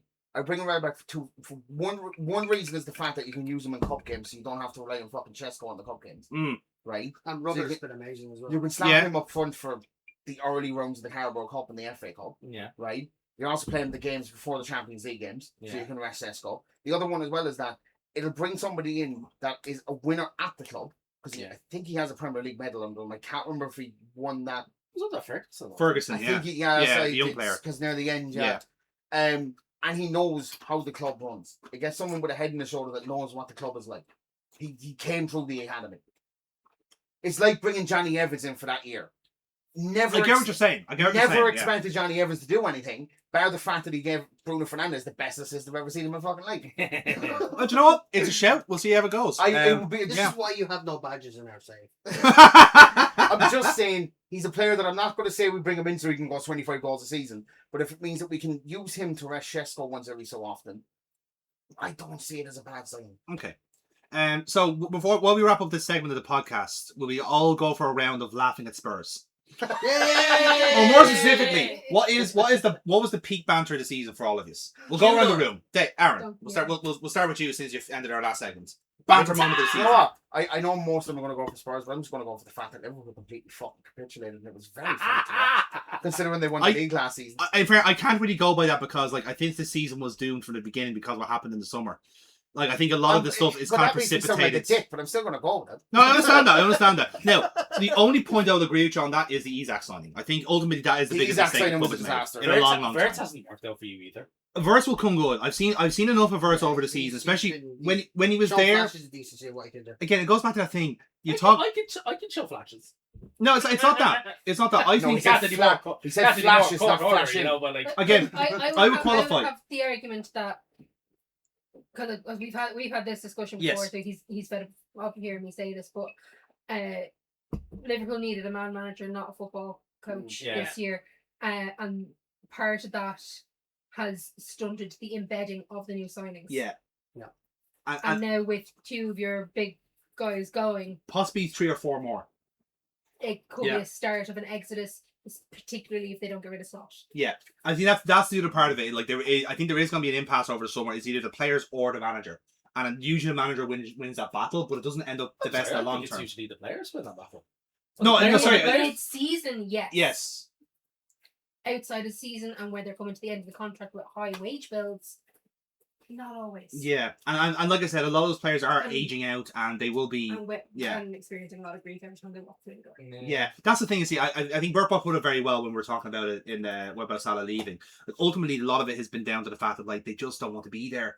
And again, the interview with Robertson had just this week was very telling. Losing 3 weeks of your pre-season is incredible. But that's the thing. But also, Salah didn't just walk out the door. He walked out the door throwing shots at his manager. 100%. Yeah. You can't blame what happened. Can't blame what happened in the summer on that. Well, that goes back to what Kieran was saying. It's like the lads don't want to work on tactics. They don't want to work on shape. They want to just fucking heal. And the problem is, this manager, Slot, is a perfectly excellent tactician. He's a very good tactician. He was able to find stuff last season. You need to know how to work with somebody's grief. You need to know whether or not this person needs to be brought out. No.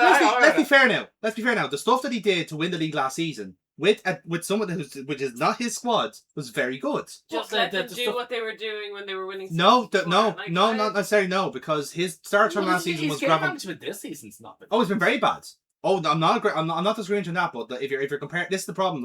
This is always the difficulty of assessing Slot as an individual this season. I've never had so many "what the fuck are these subs" messages sent at me in my entire life. Oh no, I agree with you. Or that you can pick out when a certain player is going to start, you're not going to win. Yeah. Because he did 2 massive things last season, which was Gravenberch at number 6 and Diaz as a centre forward. Yeah, those are the 2 start turns he had. And again, it's no surprise that Gravenberch as well just disappeared. Well, again, do you know why? Because he's been marked out of it. Yeah. He's been marked out of it now. Everyone has caught on to the problem. The problem was that he had a great idea to begin with, but he hasn't realised that it's not the Eredivisie. You can't just keep doing the same thing over and over again, and people will just stick to principles. You have to win. You have to move on to the next thing. Didn't he complain in a press conference that teams alter their tactics to play Liverpool? Yeah. And we're like, That's a Yeah, the whole point. Yeah. It's like, oh no, they look at how we play. That's on par with the manager saying that the ball was different, so that's the reason they got out of the cup. Yeah, exactly. Well, who did that? Saying the press Waging all those arguments to come in with the World Teams Cup and play- look Yeah. at the sensories in the ball. Yeah. Teams play differently for us. It's in the letter panel now. Dave, banter moment of the season for you. Southampton. Spygate, yeah. We have cards at the end of the I'm podcast, sorry. so stick it, yeah. I'm sorry, but Southampton sending their intern children out to spy with iPhones. I wouldn't mind. Put a bush on the fuckers.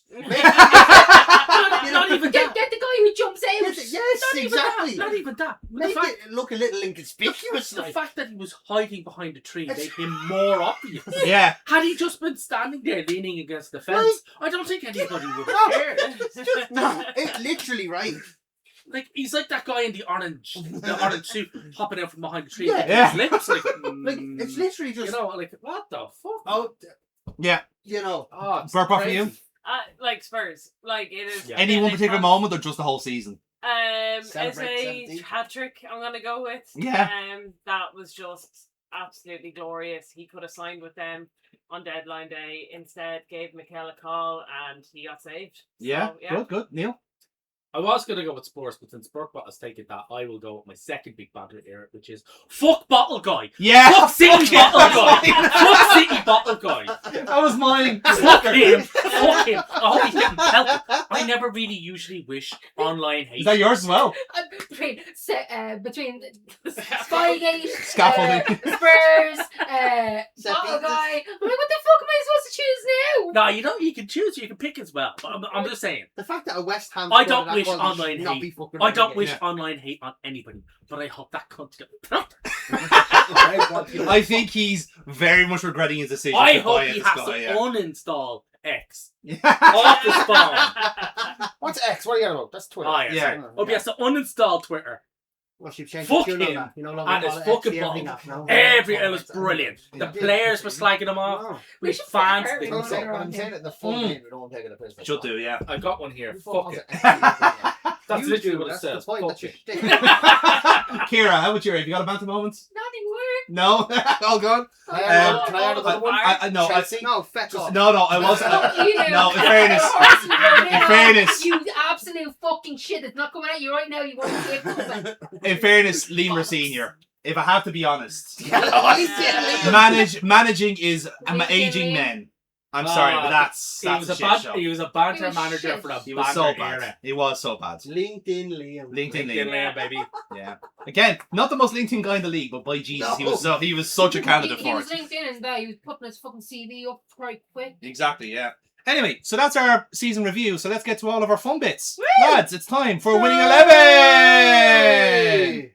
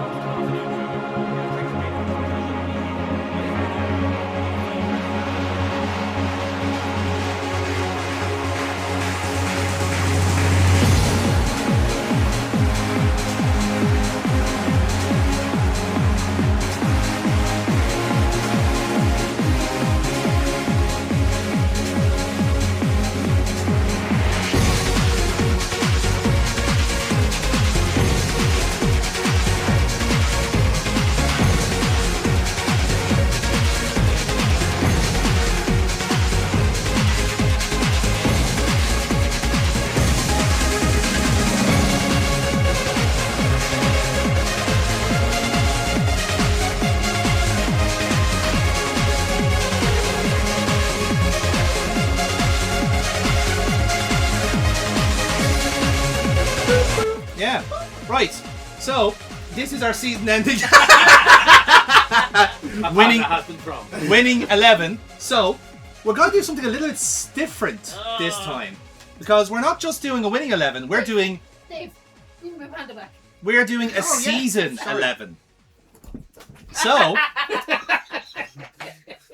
again, he's a goalkeeper, what do you expect? So, Hang on, I need booze for this. alright, so what we're going to do here is we're going to make up our team of the season. Okay, I like this. Now, I don't have to remember anything. there is a trick to this. Can we put Yeah, I was KDK going in? to Yes!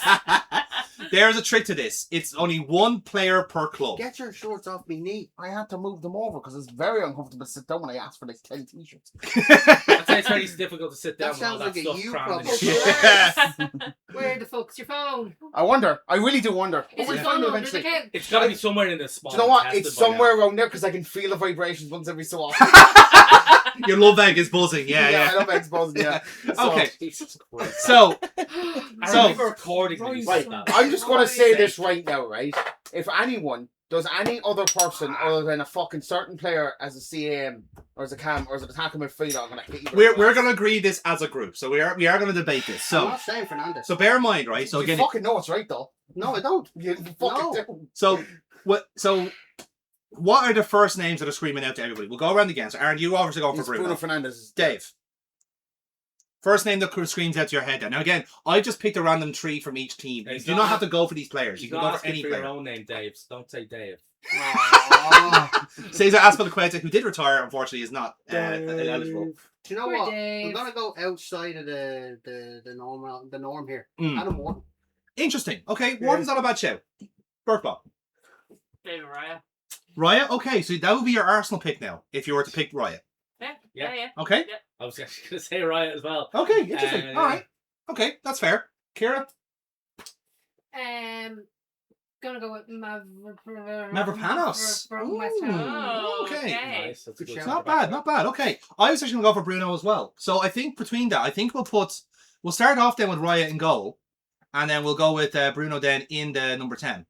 Because then We have that to. kind of puts a bit of shape then on... I know you're trying to start my shit here. Yeah. Like, it's the obvious fucking choice. Okay. Listen, there's plenty more better His, than him. out no, there. his Can first it be a bit assist further this back? season was Yeah, against yeah, yeah, Liverpool sorry. when Maguire scored the winner. Fluke. Can you imagine if he played in his natural position? At the start I've just of moved the season? pitch. Yeah, Retractable pitch. pitch. Well, Retractable that's what he pitch. expects to move from. Exactly, Yeah, yeah. Retractable pitch. Everyone's wrecked their ACLs. So that's Arsenal and United blocked off, right? But we have a bit of shape on the team now, so we can go with a number 10. We can do a striker up front, left winger, right winger, two holding midfielders. We'll do it that way. Jack in there? Jacques is not a bad shout. Okay, so let's start from the midfield then. Let's finish the midfield. So we can go with Xhaka. We had a shout there for Wharton. Yeah. Any other players that are kind of catching around? I think Jack is a phenomenal shout personally as a Sunderland Gibbs, fan. Yeah. Gibbs White is another one. Gibbs White's a good shout too. Yeah. So what are we willing to vote on or sign off on? Do you think? Anderson has been brilliant. Anderson, yeah. I think if we're going for Forest, it's either Anderson or Gibbs White. Probably more Anderson to me. I think. Yeah, Yeah. Just- probably, yeah. Like a lot of this stuff has been kind of selfless in a sense. Enzo statistically has had a very good season for Chelsea. If we're to pick one from Chelsea, And he's gone to it. Yeah. somewhere. I would Not also- on that list. McGinn's a good list. McGinn, I haven't gotten McGinn statistically because I've gone for like Ep.8 stats. Yeah, right. So okay. McGinn is behind Tielemans and Kamara for stats. But we Right. can put McGinn in if you want to. James Garner statistically has been brilliant as well. Actually, do you want to fuck Sinisi in on defence right now? Uh, He's been fucking brilliant. Okay, well now he will be the... Now I have Semenyo down as the Bournemouth pick. Now I can switch him to City if you want to. That's all. That is an option. But we can have Semenyo as a... Because he is one of those ones where like he can count as both. So it's up to feel like- yourself. I would put Anywhere- Semenyo in there. I feel like as well No. putting anyone else in He's as done great for Haaland both for teams. City Yeah, is yeah. mad considering Yeah. like the fact that he's I done think- again another job up front and big got another golden boot. Yeah, Just yeah. three Okay. on the bounce. So I don't think anyone has. I think has Semenyo- anyone ever done four on the bounce? What? With a golden boot? No, I don't think I so. don't think they have. Nobody's done four in the bounce for the goal love either. First division, I think Rushy has done it, but not for... Hey, Google. Kira will It's do the it. Prem. We have to Yeah. specify the Prem because a lot of Liverpool fans get very annoyed. Yeah. We I have will to say, do. actually, This football was invented in Yeah, 1982. that's why we say the Premier League, on that topic, I would which say... started in '92. Yeah. which is a different league. Yes. I'll On- go off on this again. I don't give a fuck. On that topic, if we're going for Liverpool candidates, the standout candidate is Szoboszlai. Szoboszlai has I'm been not the gonna best player for disagree. Liverpool Yeah, in a yeah, country. He's, I'm he's not not. gonna He's not the standout candidate for Liverpool. There he's have the been only two one. players who Yeah. have won the Golden Boot more But four times, but consecutively is No. not coming Okay. up. Fair enough. Right, I so was getting there. you're getting there, so yeah. Okay, let's look at the midfield. So, are all in favour of Granit Xhaka? Yeah. Yeah. Ross. Okay. So that's our Sunderland player then locked in. So then it's a choice then between Wharton, Szoboszlai, and Anderson. I would put Anderson in. I'd go Slobbins. You're going Slovens? Slovens? Yeah. Slovens. So Szoboszlai is going to come in. And that locks out Liverpool and Sunderland then. So, that's our midfield locked in. So we have a chance then for a right wing and a left wing and a striker. So we had a shout for striker there with Haaland. Are we all in the sign off on Haaland, or we want to go somewhere different with the City pick? Unfortunately, Yeah. Yeah. Okay. Thiago. Well, I was going to say Thiago if we wanted to put Turkey or No, Doku I don't in. care for the other two. Yeah, I think it's shot. Haaland is the. Unfortunately, like, if you're I don't arguing care. striker, Okay, Haaland has to be there. Yeah. Okay. has to be argued as the better of the strikers on screen. Yeah, that's fair. Again, that's a logical comment. So yeah, Imagine absolutely. Fernandes feeding or Like- Oh yeah, that'd be that actually. I'm saying that when I scary. have That would be them disgusting. the other- Fernandes. And it the nearly other happened. in He'd my- literally just Yeah. sit back and just Yeah, exactly, yeah. Like it nearly happened. Or is it Well, boom? what he like fucking won like was it like Yeah. 2 weeks It's away from Alex happening? Scott, a right back.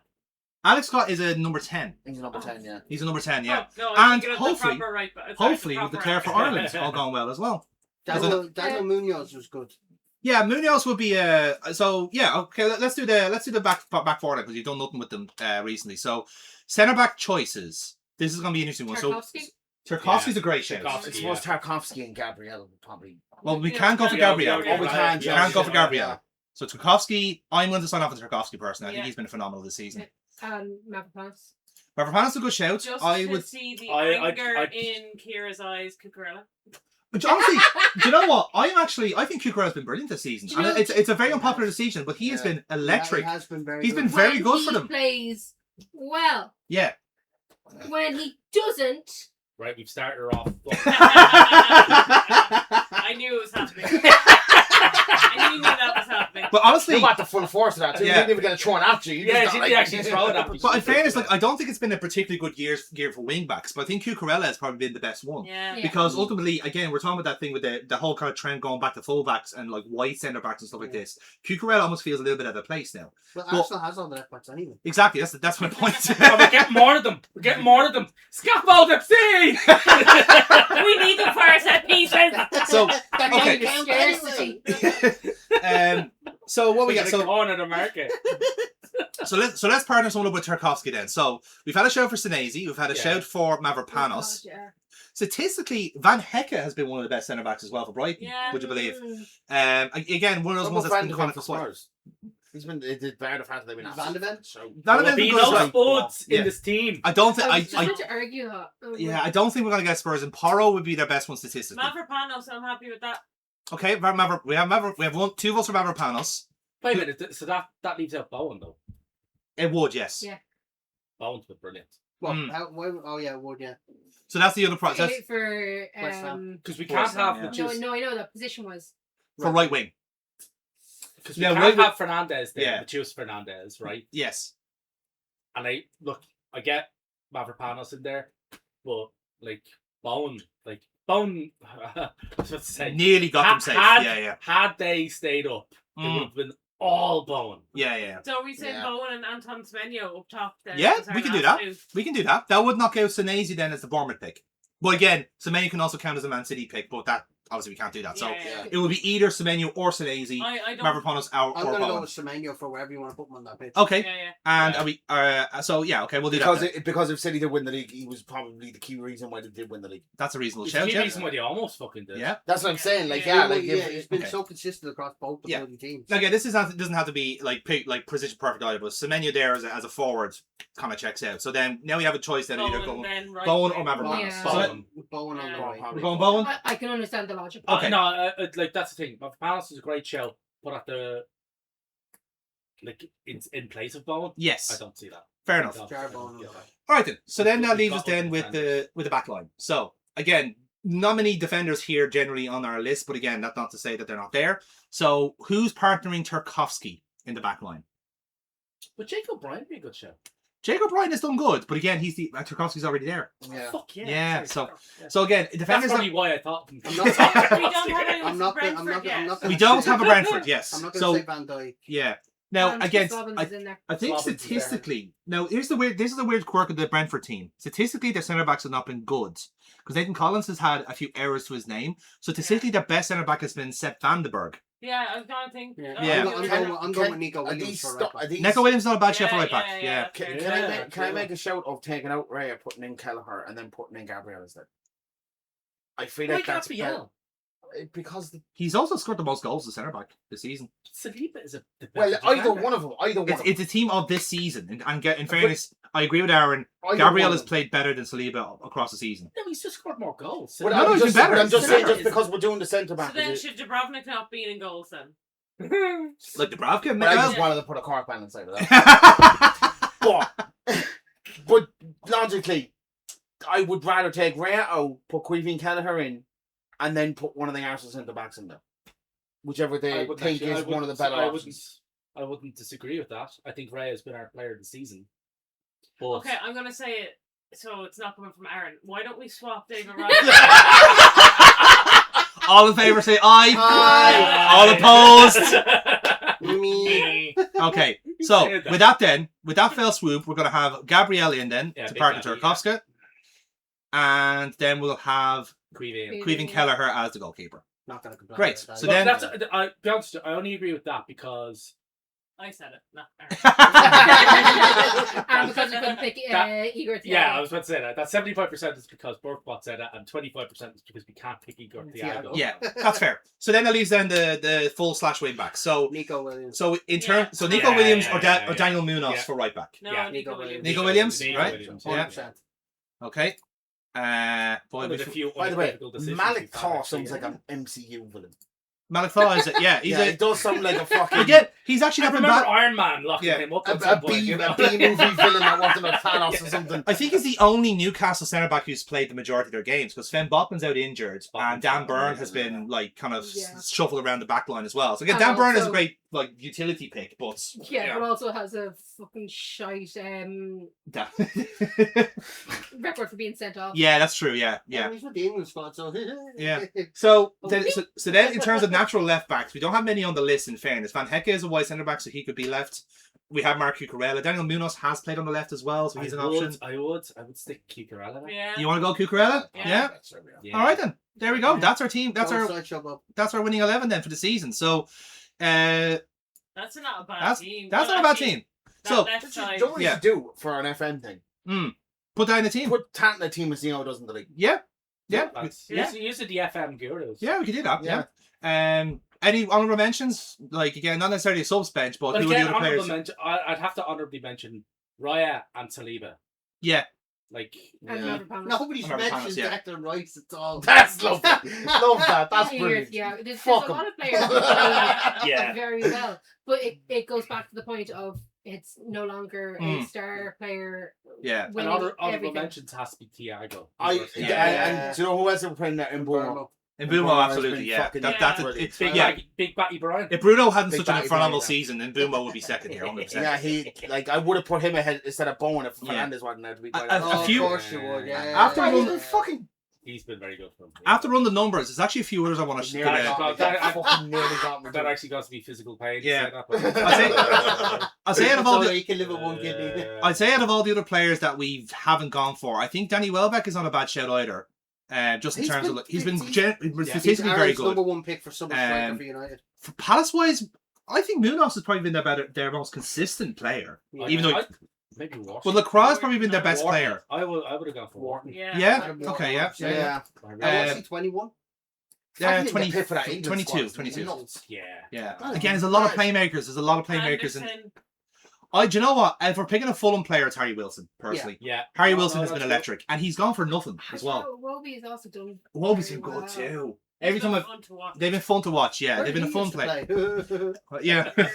So like, do you know what? Let's go to Wolby Shots because I think fucking fired. Wolby You actually discarded him there. for the sake of I'm not for taking that the shit. sake of being underrated, Alex Iwobi is criminally underrated and has been since he left Arsenal. To be For fair, marriage from Newcastle. Yes, agreed. Future I- United midfielder. Would you put in Joe Pedro as one of them? Because, I mean, Chelsea have been bad, but Well, he's been okay. I'm kind of going for the clubs that haven't had a pick. Yeah. Okay, in all fairness. right, Stash from Leeds. Stash, you took the words right out of my mouth here. I was going to go for Anton Stash. Sounds like a sexual offender. He is I believe 5th No, on Jonathan, wrong one. No, I've moved the entire stadium. Why don't I keep forgetting to pin these down? Why Stash as opposed to Calvert Lewin? Well, fun fact about Stash, he is 5th on the list of chances created for all players in the league. We're going I on was just stats going now. with consistency. Oh, we're fucking moneyballing this. Yeah. Whereas I was just going generally. I felt that he had a better season. Which I agree with. In fairness, I don't think your anything that anyone said here is actually that kind of wrong. So. Rogers then as our final honourable mention. Yeah, that's a good one. Yeah, That's a good one. 100%. Yeah. I was just going to say if we put Richarlison and have been a shithole No. No. Yeah. I knew I was never getting away with that one. I was never getting away with that one. Exactly. Yeah. We put Fernandes in there. Something a lot harder than a fucking panda. So yeah, that's it. No, because there's a lot of my crafting stuff over there. Yeah. Damage. If you They would listen have to to the tape, wait I until got the he counter leaves. in there. That's it. Yeah. Yeah, Aaron never put him in there. So here, fuck that and do you want to maybe put a sub keeper? But we don't really have one, in fairness, because We literally have two keepers. We have- I've got one for you all. Who's been the biggest cod of the season? we will get to that at the end of the show, Dave. Oh, no. We'll get to that at the end of the He's trying end of to the take over show. his You're trying to get over. You know how this works. We did the cards at the end of the show, Dave. No, Don't jump the gun. We still have a quiz to do. Yeah, you're shooting. So you're just because you want to catch a bus home. Yeah, because you have a bus to catch doesn't mean the rest of us do. So fuck off. But yeah, there's your. live here. Exactly. Yeah. And then Other people you might want to go home. yeah, we'll see about that. So yes, there you go. There is our team of the season. So for the second half of the show, I do in fact have a staple of the old. Recording. Sorry. What's that? Just double check that you are recording. Oh, the audio. That's Yeah, it. I Yeah. don't even Okay, worry. that's fine. Yeah, we're fine. Audio. So Audio. with that then, lads, let's have an end of season stat attack. No, I'm good, thanks. Everyone, The only Do stat we that have to? matters is assists. Fuck's sake. I think the How funny many number set pieces, How many Aaron? number set They pieces? don't fucking count! Number 21 was a set piece. Doesn't fucking count. All right then. That was probably months drive that we actually got up that. I like that we're keeping the competitive energies going here. So I think, is everyone boosted up? Is everyone ready to go? Oh, Is everyone, yeah. everyone well hydrated? We all good for this? Everyone but United. Okay. So I have. You want them ready, yeah? Neil, Yeah, I don't know. can you I pass me don't over my last bottle there in my bag, please? Open it and leave it there. Just Is that going up your arse as well? There's also a bottle of snort here, but we won't Stash get it. I'm gonna stash it with my perch as well, yeah? I do actual spit take. Yes! Aaron, I've got do you another- feel him, sir? I do. Do you I do. I keep getting text messages and it makes me going, ooh. Okay then. So, just reminded me of that Auntie Donna skit. Yeah. Did you ever see that? Did you ever see Auntie Donna? No. It's the trio. It's a comedy trio from Australia, and they've got a whole song that's a minute long. It's like who's got a vibrator in our bottom. Two You lads do. sing, and they're singing normally, and the last fella's going, get the remote, get the remote. It was like a bit of anal comedy with Aaron to widen down the mood. So I have. I can be a Nazi if you want. No, you can do that until afterwards. Do I need to hit you with the fucking panda again? Yeah, he might. No, wait. No, you can do it. After you I finish think I'm one. going to wait for when you want it to happen. Bullshit. Yeah, that's very cute for you. Anyway, He's going to grab his phone. Yeah, it's a habit, but I don't like. It's more of just a Get tick your at this hand point. out of your jocks, Aaron! It's It's a tick. probably surgically attached to you at all times. How have you? That's the thing. I it's part of don't know where Have you medication. even stood up? It's a part of the meds. it's a part of the meds where I'm like, it's naturally for me to go for it, but I'm not too. Like, I don't wouldn't care blame that I you. don't Is that have why it. you're wearing those really baggy Lakers jersey shorts? So I bought like- these. I had to buy these in Paris because the last day was 25 degrees when I was there, and I nearly fucking died from the heat. And you're Yeah, still but alive it's not now. here That's It's not incredible. here today. Yeah. Yeah. That's when I still had the crutch as well from that fall off the bike. That's true, So I was actually. fucking Yeah. hobbling around Paris with a fucking big baggy pants. I was like, I'm gonna fucking die here. This is it. This is the end. This is the end. I died as I lived. Surrounded This by is how I French go people. out. We're fucking a load of Parisians rubbing garlic into my corpse. What a great preview for the Champions League final, by the way. So, our stat attack then, I have compiled 20 questions based off not just the Premier League season, just football overall this year. Also, it's only stats. It's not just stats. Okay, that's it's fine. actual the Premier trivia. League, it doesn't exist. Stat attack is just the brand name, Dave. Okay, It's right. trivia. It's I trivia. love me Yes. some trivia. So, I one. don't. That means I have to remember shit. I'm this not gonna is- get any of them right. I just like it. so this is for everyone. Just like learning. Yeah. That's what you like. So Hey, our first question, and it has indeed been a running theme of this whole podcast. It's almost like I knew people were going to give out about this. Arsenal win the Premier League after a 23-year wait for a league 22. title. The team led by Mikel Arteta is alleged to have had a reliance on set pieces over the season for goals. Scaffolding FC, baby! So, set piece again, ole ole. Arsenal have scored 71 goals over the Premier League season. How many of them were from set pieces? Now, in case anyone's wondering about the numbers, I am not counting penalties as part of this. This is free kicks, corners, throw-ins. Penalties don't count. Penalties are not set pieces. Your shit, I look fucking... She'd go caveman at that. That was fucking hell. Jesus, are you okay? Going, We've had their arrows. She can't be beaten by stationary. she's going mano a mano with the dry white marker. I really wish there was a camera here, because it's actually just someone wrestle in the corner wrestling with a marker. We have loads of people. Hey! That is great technique, Burkbot. I should have fear videoed. for James. We should I have really videoed- do. We should have videoed that. Solid team. That is going on a fucking private page. And we're paying subs for that. Teeth about a man here. Are we going through answer by answer, or are we just... We're going to go answer by answer. So you're gonna, Okay. we're going to have a scoreboard and all that jazz. So. Okay, cool. Okay, so we'll go around the room. So, Kira, we'll start off with you. How many do you think were set pieces? 47. 47! Okay. I love it. Said 71! So 47, over half is set piece. 47! Hey, you did say set piece FC. That's aged 47. We're not the fucking 19. 19. 19. 19. 23. 23. 30. Dave is the closest with 25 is the right answer. 25 is the right answer. So Dave He gets no points for that because he's a ball bag. gets a point for that one. double I points. thought you were going to call him a bald bag. I was like, hello. That's a bit harsh, yeah. in fairness, yeah. To be honest, nice I- sports light to us today. To be honest, Yeah. I just picked my birthday. I mean, that's 19 just in the league. It's across all football. No, they actually had the graphic up there. It is actually 25. What? Yeah. How do we both see 19? I was told 19. No, it's 25. Lion. Yeah, there you go. Bastard. Okay, so Dave, you're off the mark. Question number 2. Would have been funny though. I wish it was 47. Yeah. That would have been funny. That's what people think it is. That's Yeah. that's what the narrative says. Keith Yeah. Andrews creaming himself in the corner. There had to be some truth to it if they were all saying it. Well, that's it goes back to the point. If like it's all, Media bias. It's right, yeah. It does seem to point down to the fact that they Yeah. might not score all their goals from set pieces, but they're fucking scumbags when they do get them. Anyway, carry on. Yes. See that A Man as United Man fan calling us scumbags. That's like With a getting... phone up his Oh arse my for the god, last dude. hour. Got a phone crammed up his colon. That's like getting hate mail from Hitler. Dear Sir, madam, I do not approve for your meat eating. Yeah. Right, Sir question, A. question Hitler. 2. How Right, many come on, letters did question Hitler 2. send out? So question number 2 Aaron. is Pep Guardiola leaves Manchester City after 10 years of sustained success, domestic domination with only 2 of the 10 seasons trophyless. Guardiola will now be looking for a new challenge after impervious reigns at Barcelona, Bayern Munich and Manchester City. Well, my question is, who was the Manchester City manager when Guardiola began his career as a manager at Barcelona B in June 2007? 2007. Yes.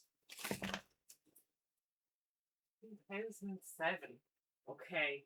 This is a I shot in was the dark, in and I don't even school. know if it's right. Yes, you were. I feel like it's a good one. I'm just thinking of that Man City squad from 2007. Yeah. Oh, It's one Now, of 2 choices. bear in mind, this it is is one of 2 choices, and I can't Yeah, I get it. can't Yeah. decide between fucking See, 2 of them. what's interesting is that this is pre this is pre-Saudi. Dubai takeover. This is when they had still a time money. Yeah.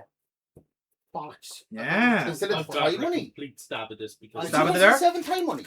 Yeah, Yes. time money was before the I know Thai money was before, but I thought Nope. 2007 was yeah. when This is 2009 total was stab. when they came in. The Saudis came in. Or Yes. the Abu Dhabi's came in. Yes. Exactly. oh, well, Okay.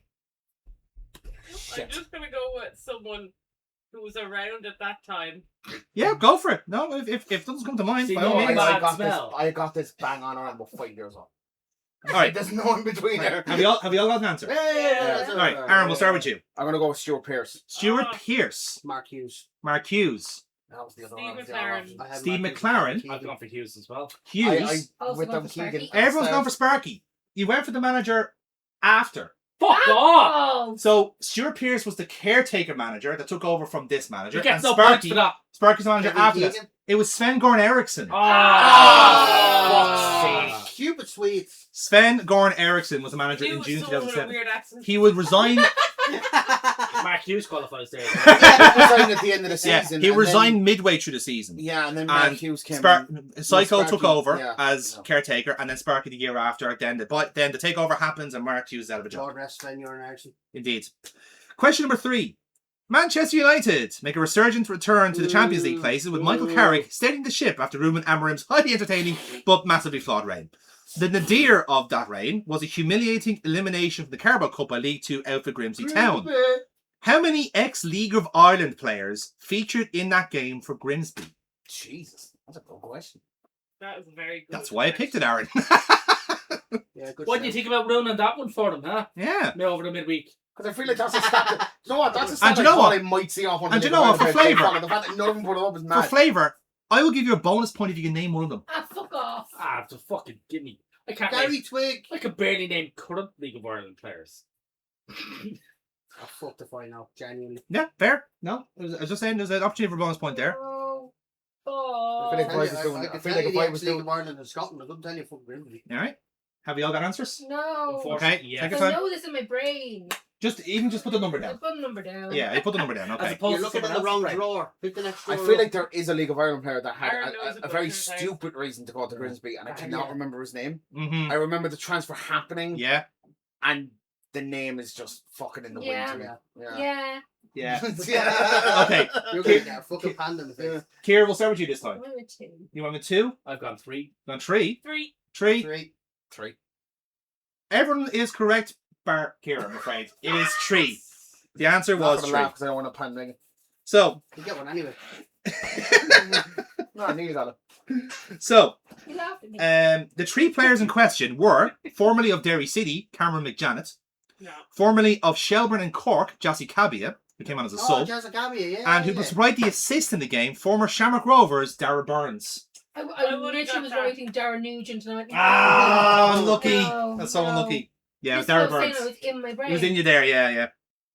Okay, so Dave is still leading with 2 and 1. No. So, question number 4.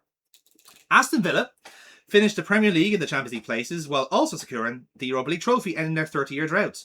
It does help when you have Unai Emery at the helm, who has won it more times than any other manager and now holds a joint record 5 European trophies, joining and sharing the honour with Jose Mourinho, Carlo Ancelotti, and one more manager. Who is it? Who's won the Europa League 5 times? No, won 5 European trophies. Oh, 5 European trophies. Yes. Only 5 or 5 or more. Won 5. It's an all-time record. Now, we're not counting Super Cups or anything like that because Carlo would walk Are you away with it. counting Cup Winners' Cup? So this is counting Cup Winners' Cups. You would have been the old UEFA Cup and the Euro Cup, As which a is now the manager, Champions yeah. League. Yes. And who were the people that you named? So we have Unai Emery, Jose Mourinho, Carlo Ancelotti, and this manager. I feel like I have this, and that. Yeah, on this is a bit of a stretch, fucking- so I'm going to give you as a clue. He is Italian. Oh fuck! Right. He's an Italian I was manager. dead wrong with that. Yeah. Oh! Oh! All right. I'm going to take a stab at it here, but yeah, You're a go, full go ahead. Gary Neville there.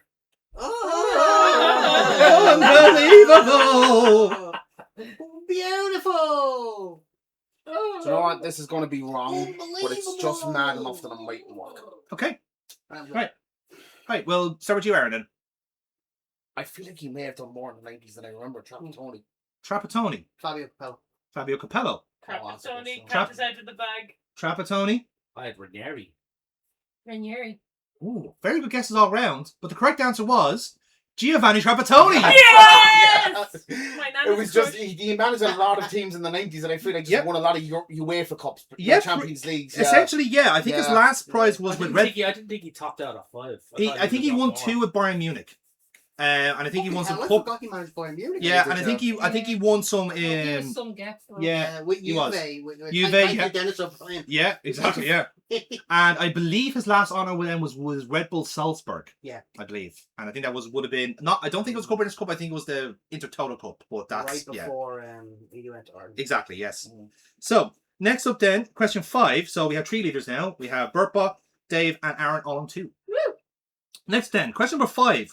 Sticking with the theme of set pieces, which dominated the narrative of the footballing Andy. season, who scored the most direct goal kicks this season in the Premier League? Goal kicks. Sorry, free kicks. Apologies, that was a typo on my end. Free kicks. Most direct free kicks this season. In the Premier League. Just in the Premier League, yeah. Oh fuck, that's a tough one, though. Yeah. I feel like I'm wrong with this one again, but it seems. I'm already losing, so I don't care. It's probably just guessing for the fun of it. Because it might work out for you. I don't know. I just guessed trap. It worked. Yeah. Go with vibes. Go with what your heart goes with.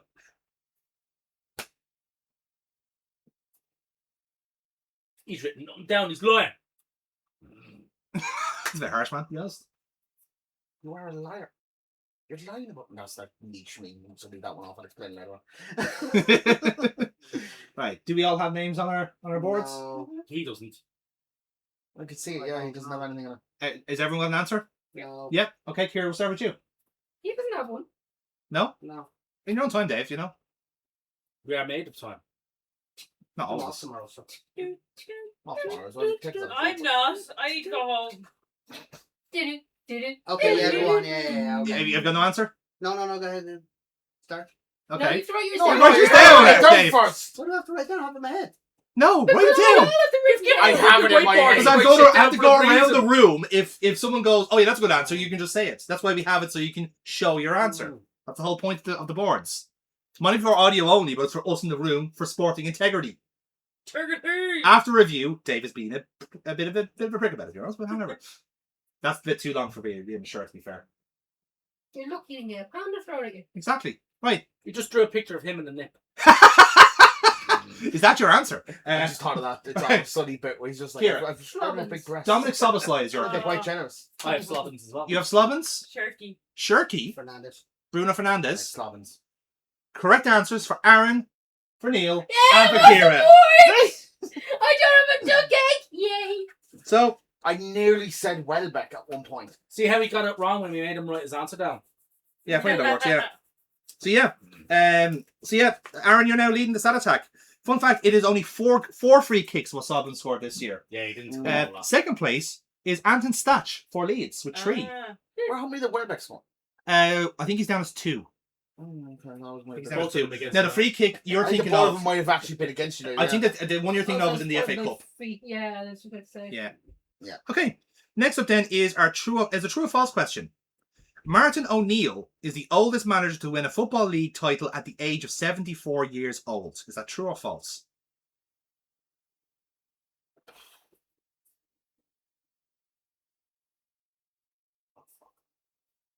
Don't have an idea. The main reason I'm thinking was how old was Fergie when he retired? Old. I know he was fucking old. He was older than 74. He also just looked old too. Okay. He never looks young. Have you got answers? Never looked young. Red-faced, whiskey drinking Scottish gay. Have you got answers? Yes. Yes. Okay. Aaron, we'll start with you. I want to go with Fergie. So you're saying false. False. Yeah, False? Yeah. False. Sorry, yeah. False? I fucked that, didn't So you I? have 3 false. In the answer of true or false, True or I false? choose What do you Fergie. answer? Ferguson. Proper United fan. One second. Ask me again. Aaron, what was your answer? False. You spelled false wrong. You said flass. Oh my God. True or flass? Flass. Right, we have flass, we have false, we have false. Neil. I have true. You have I true? Oh. False. Everyone's right but Neil. Yay! It is false. So the oldest manager to win a league was actually in Ukraine. Yep. It was the Romanian manager Yeah. Mircea Lucescu. Tesco is Who the won most it? decorated manager in Europe. He is, yeah. At the age of 76 was his, and he's still managing today, by the way. Yep, he is. He's in Stade Bucharest, I think. Stade At Bucharest, he's 82 now. He's still going. You If you just look- want to retire at that point. This guy has like 20 something trophies. Like it's ridiculous. Yeah, it's There are actually some kind of people insane. who will never retire. They don't know what to do with themselves. True, yeah. Okay. But that's because of debt. Yes. It's like all Irish people. It's actually because of woke, Look actually. at that. Yeah. So, Fucking scores from the doors. Aaron's on 4, Dave and Burple on 3, Neil and Kira on 2. Can't let Aaron win. And next up then is another true or false. Troy Parrott is the only Irish footballer to have scored more than 5 goals this season in all European leagues. Wait, what's there again? So basically, has an Irish player scored more than 5 goals in the league, in a top flight league this season across Europe? Oh, You're saying Troy This Parrott season. is the only one. Yeah, he's the only one. Is that true or false? Ferguson. Did Evan Ferguson score more than 5 in the league? You're not talking about. No. Wait, did you actually posit Ferguson as an answer again? No, Evan Ferguson's doing it this time. Yeah, he's got Ferguson on the brain. I've got Ferguson in the brain. Yeah, I've almost You got have to have declared for Ireland. Two true or false questions, Yeah. and both of them you've answered with. No, So- I'm just trying to think that Ferguson scored 5 in the league for Roma.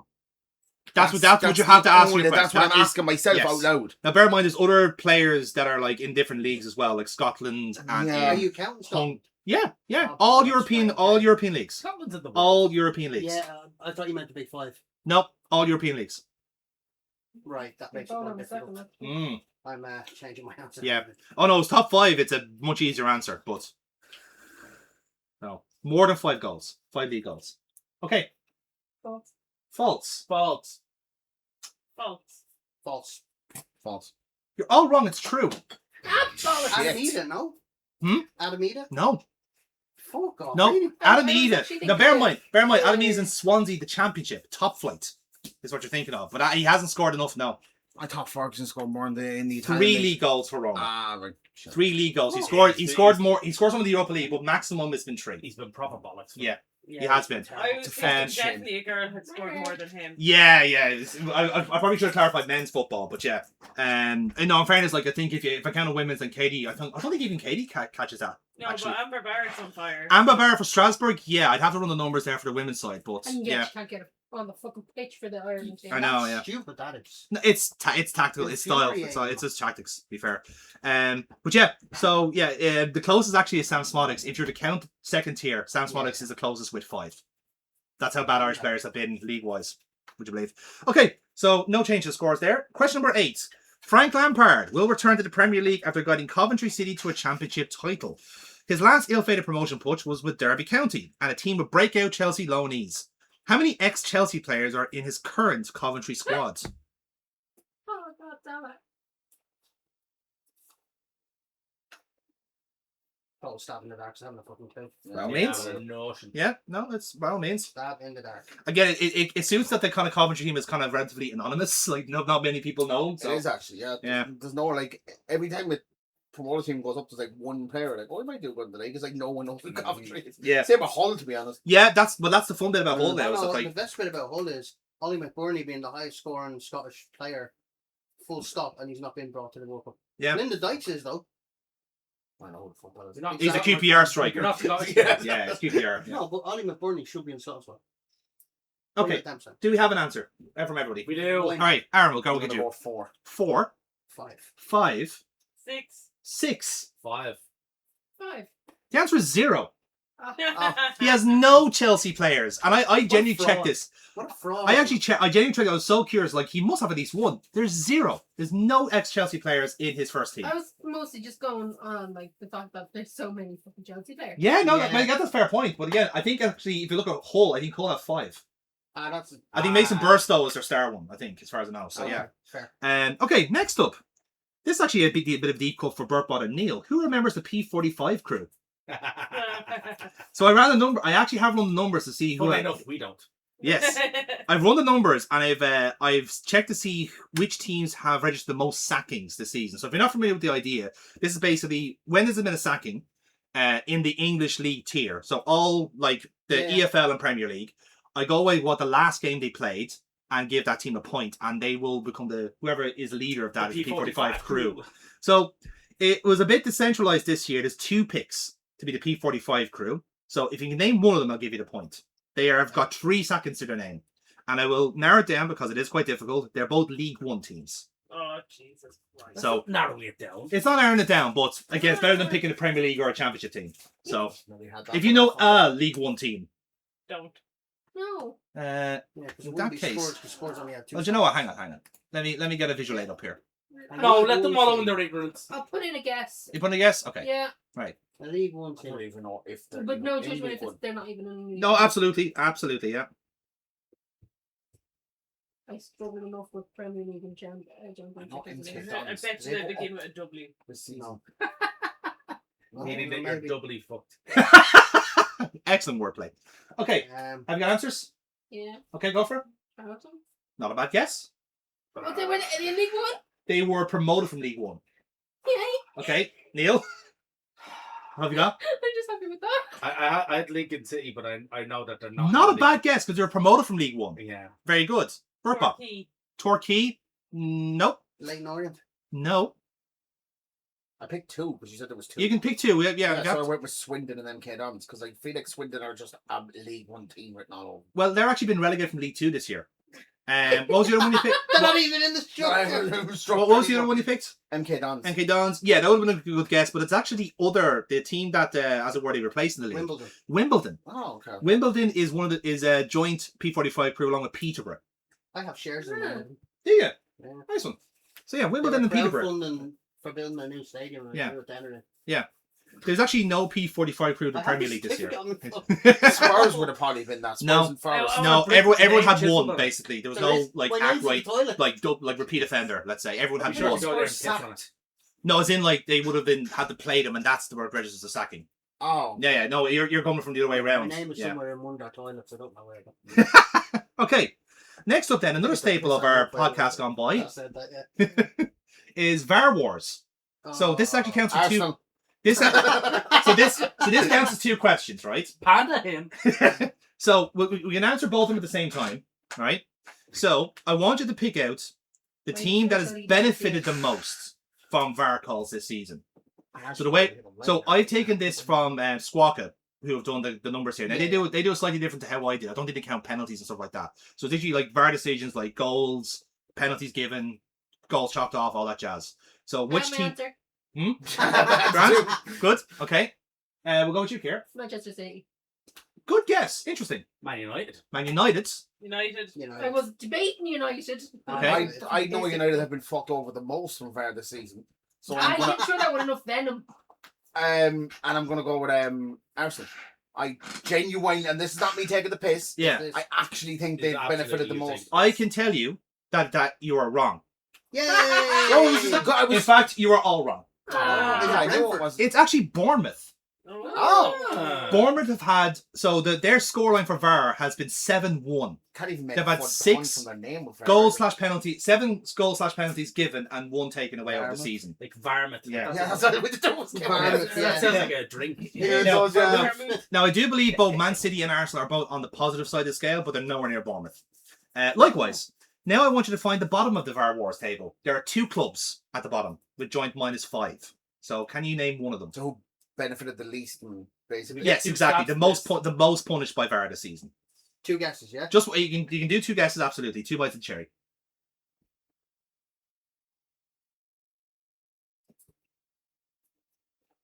I don't know where I'm going with this. Let's just feel right for some reason. Okay. I'll write you stupidly. Okay. Aaron, we'll start with you. I'm gonna go with Man United and Leeds United. Okay, Man United and Leeds. Liverpool and Chelsea. Liverpool and Chelsea. Wolves and Everton. Wolves and Everton. I went Liverpool and Spurs. Liverpool and Spurs. West Ham and Leeds. West Ham and Leeds. All decent guesses, but we have points for Dave and Burtbot for going for Liverpool. Well, no, you went for Liverpool. Wasn't it? You went for Liverpool. Apologies. You're both wearing the same kit. I'm getting confused here. So yes, Liverpool were one that most hard done by VAR this season. Crystal Palace was the other. -5. I got C right. They did have a period. They're all right with. Yeah, they kind of got a bit fucked over like 2 or 3 games in order. Yeah, exactly. No, So I just remember it happening because man nearly got sacked, and then he went on just leaving the end of the season instead. Yeah. So joint leaders now are Aaron and Dave on 4. Burpa and Neil on 3, Kira on 2. Next up then, question number 12 for the coefficients nerds. Which country has improved the most in terms of the UEFA Coefficients League for men's football? Improved. The most improved league in Europe this season. See, with 3 English teams getting to the bloody finals, that's skewing my thoughts. Now, that does not count. I'm not going by numbers, I'm going by places. So it's not. So it wouldn't be England because England are already top. So if you think of it that way, it's like who's moved the most in Europe? Which league have actually gone better this season? Tricky one, I know. So it's a bit of a thinker. I got 2. A coin toss in my head. Okay. Well, by all means, pick one. Very backhanded one. Where the fuck did that come from? Stick your just fucking pick one, will you? It's not that hard. I have picked one. Okay. Have you all got answers? Yeah. Okay. Kira, we'll start with you. Ireland.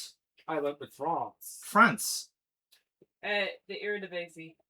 Okay, Eredivisie, but not I bad was yet. going Serbia. Serbia, okay. I went with Italy. Italy. I just panicked. I went That with was, Serbia. that was the other one. I flipped on Yeah. Serbia or Hungary. It was one Okay, of the two. interesting. I'd say Kira's actually the closest with the answer because Ireland moved up 2 places. Yeah. The correct answer is Poland. Fuck off. Poland has moved They're up. practically Ireland. we are.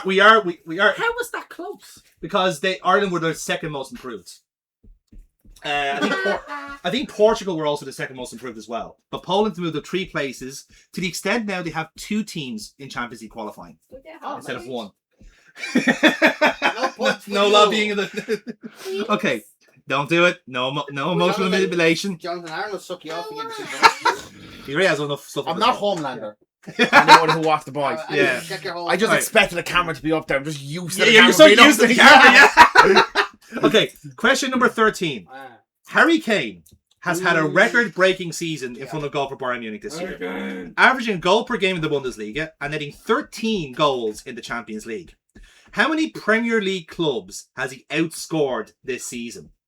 This is a bit of sequelitis because I did this question for Robert Lewandowski one year, and it was an insane fucking stat. So this is actually even worse than that. So you don't have to name the clubs, just give me the number. How many clubs in the Premier League has he outscored? Okay, I'm good. And this has been updated As in since their today. Total score. Total scored over the season, yes. For the total score of anybody at that particular club for The this whole season. club. Yeah. The whole club. Whole This is club. their league record this Their season. goals for. Yes. Just clarify. Yeah. Across Oh, no, just- in the Yeah. league or including Champions League. Oh no, just league. Just league goals. So we're not counting cup competitions here. So do we include his Champions League? We're counting his, yes. So his full record against a club's league record. And who is Harry Kane? Harry Kane, you know all too well who Harry Kane He is. was the lad that used to follow Arsenal and Yeah. say to fucking play with Spurs. He left his wife for a young. No, he And actually he didn't. left his right to He actually didn't. He was very great for the man. 63 and a half years old, baby. Aaron, we'll go with you first. It's such a mad stand. I'm going to go with 11. 11, 16. 16, 12. 12, 17. 17, 6. 6. Well, you're right to go higher, but you went too high. The correct answer is actually 16.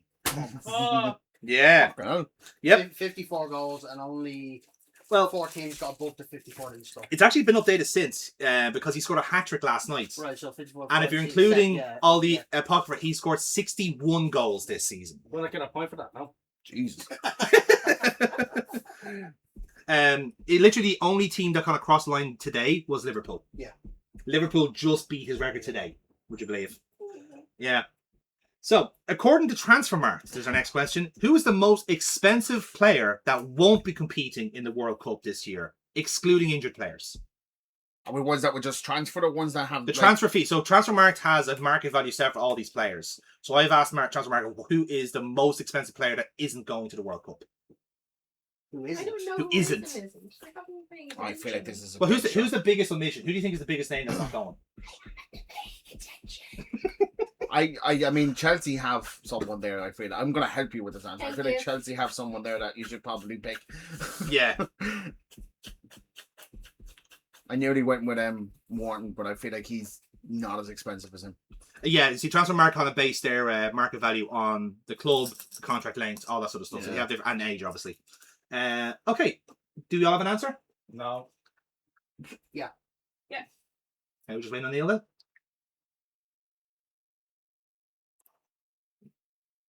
I feel like this was obvious.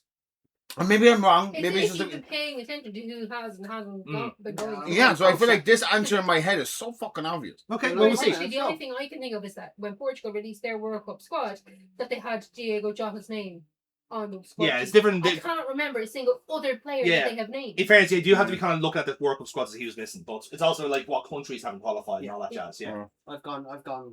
Okay, Neil, I'm gonna have to push you for an answer here. Toss Right.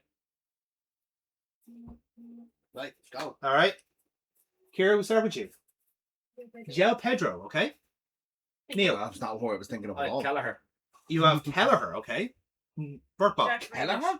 Jack Grealish. Donnarumma. Donnarumma Palmer. is the correct answer. Yeah. Cole Palmer is the right answer. That's the most I obvious haven't looked fucking at the shit. English squad. Palmer was like one of the biggest names that got left out of it. Him and Wharton were like two of the. Wharton was my other answer. I feel like we might have been second or third in that list. That's only if you've been paying attention to what Dr. Kira's had a very busy week. She has not studied the World Cup squad. Oh, like we right, have. fair Yeah. enough. Yeah. Literally, I just thought. I had a work thing on Tuesday. I had choir on Wednesday. You've been crocheting.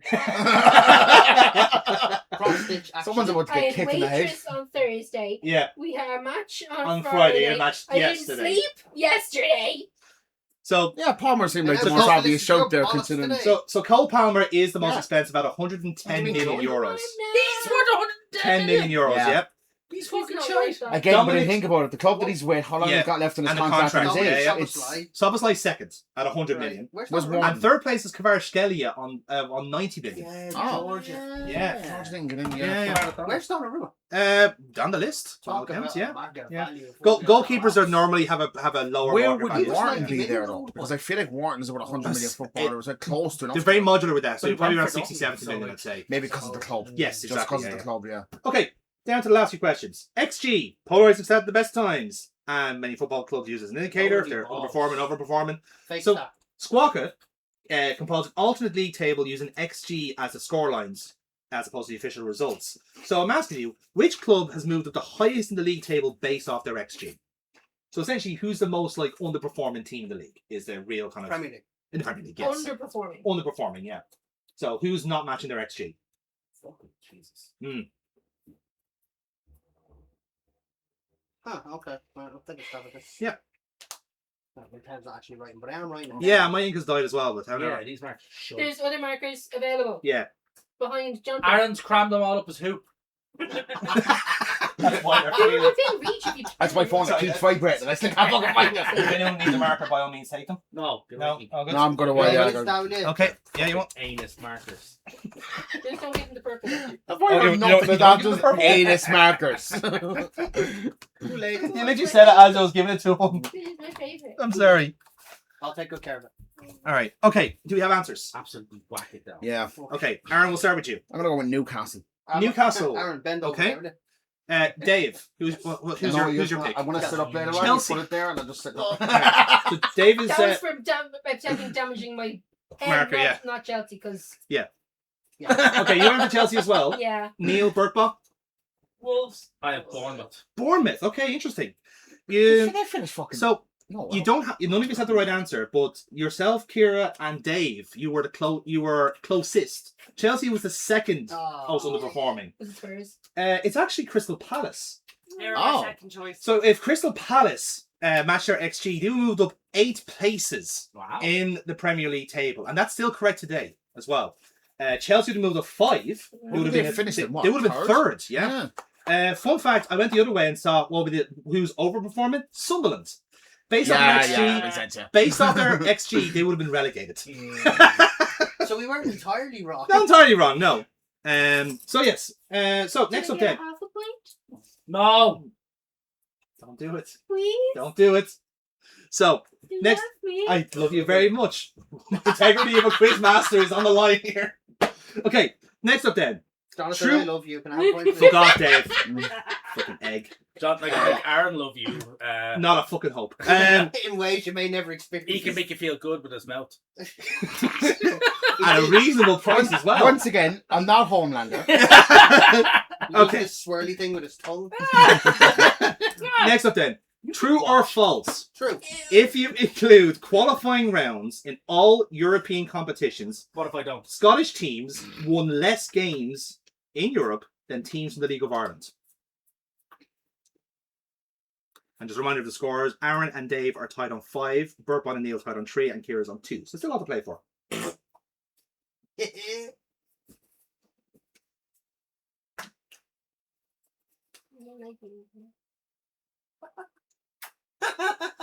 Okay.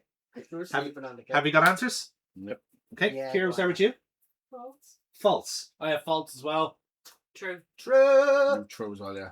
All correct. Scottish teams, as in Celtic, Rangers, Aberdeen, Dundee, and Hibs, 10 wins between them. Wow. 11 wins between Shells, Shamrock Rovers, and Pats. I actually thought it was worse. Yeah. I gotta admit, I thought Scotland teams barely even won. I think Martin O'Neill might have done a lot of the heavy work there. It was the worst season for Scottish football in Europe. Yeah. It was pretty bad, in It was fairness. horrendous. It was pretty bad. Which is even more baffling how Rangers went the final a couple of years. Like, how the fuck did they do that? How the fuck did Leicester win the league? You just can't explain these things. Exactly, yeah. Okay then. How did Arsenal win the league? You just can't explain it. Yeah, fair. So, I don't know, was a corner. Set pieces. Scaffolding. So, 6 and 6 between Aaron and Dave. Burbot, you're on 4. Neil on 3 and Kieran on 2. Right, we're down to our last 4 questions. And we're switching to women's football for a game. Oh no, now the pressure's on. The WSL is going through a massive revamp as several high-profile players like Katie McCabe, Sam Kerr, and Buddy Shaw are moving on to pastures new. Why say these things? One of the league stalwarts leaving their post is Chelsea's captain Millie Bright, who leaves behind a career of trophies. How many major honours did she earn whilst at Chelsea? So how many major honours? Yes. So is that including So that's international? No, we're talking about just club record here. So that's the league. League Cup, FA Cup, FA Cup, Champions League, Oh, they've never won that. Europa Cup. Yeah, Which- essentially. Yeah. Yeah. We're not counting community shields or It's anything the like that. new European Or She tournament for Believe. women. We're not counting like invitationals, essentially. Europa Cup. So, Dweebs. Inter Milan are in it, shut up. alright. Do we all have answers? That's a cutie as fucking. I really should know this. You should. It's probably come up on your socials, I'd say. God, Kira. I like how you set her up in case you get it wrong. Okay. Alright. Aaron, have you got an answer? This was a shot in the dark because I actually know no fucking idea who this person is. I went 10. 10, okay? Yeah. Just Dave. What have you got? 13. 13. 12. 12. I've got 13 as well. The answer is 19. Fucking hell. 19, precisely, 9 league titles. Yeah. Now, there know the WSL did a split like 10 years ago, the summer series. Yeah. So, we'll count that. 6 FA Cups and 4 League Cups. So, it was a real era dominance there. Okay, next up then. So, according to Soccer Dorma, which is the women's transfer market, who has the highest market value in the WSL? Who's Not the most counting new expensive? signings. No, that's including new signings. Not this like as in the ones that are coming in now. Yeah. No, Okay. no. Who is the most like expensive player in the league at this moment? Again, this is a fucking yes. This one caught me by surprise. Now, I'll be honest. It's not the name I was expecting, but here we are. Okay. Oh, well, that's just I went with the But again, most notable in my head. if you know how transfer market is formed, then or like market value is formed, it kind of makes sense. Okay. Oh. So You're a fucking douche. it's a tough quiz for a reason. Why do you like this?